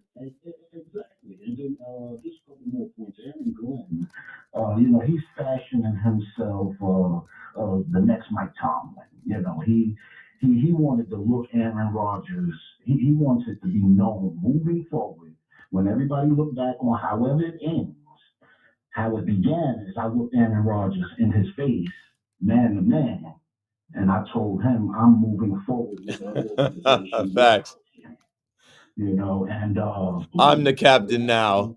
I'm the man around here. You don't run things like you ran with the last regime. This is my regime now. Right. And the last thing, K-Mac, before I let you go, you and Heyman, I'm going to put it out there on the greatest sports radio airwaves in the world. Maybe D-Roll, Mark DeRosa, and Harold Reynolds, maybe, could put something together where maybe you and Heyman, it would be must-see TV, to have like maybe a debate series type podcast or, even, just something that almost like the way Skip Bayless and Stephen A., started off, back in the days and became multimillionaires. I have a funny feeling, I have a sneaky suspicion that if Harold Reynolds and then Mark DeRosa, who I have a tremendous amount of respect for, I love watching the MLB channel when they're on. If they can somehow get involved, with your history with the MLB network and the fan cave and everything, and put something together, and bring you guys together, maybe Heyman could, find it in his heart to bury the hatchet, and you guys do like a podcast, and from the two different. I put it out there on the radio, bro. I was like, did you hear my story that I ran into the Heyman at spring training in the media area and he ducked me? I know the whole. That's why I'm putting. So, and like, I could text Harold Reynolds because I was on that show in 2022. I'm connected. I've seen John Heyman in MLB Network, 40 Hearts Way in Sea Caucus. He doesn't want anything to do with me, and I'm on that same type of time with him. Thank you for the call, Jay. Like, I don't want to do a podcast with John Heyman. I don't want to be connected to John Heyman. You know what I'm saying? Like, I tried to patch it up with him when I saw him. I tried to flag him down. Hey, John, like, you want to? Nah, he doesn't want anything to do with me. He's above me. He's 30 years older than me. The sooner that I have nothing to do with John Heyman, the better. Like I said, once I saw him and the way he ducked me like I was a high school bully, I'm like, bruh, it's not that big. Anyway, I'm out of here. Al's coming up next. Thanks for listening to another KM to AM. Good night.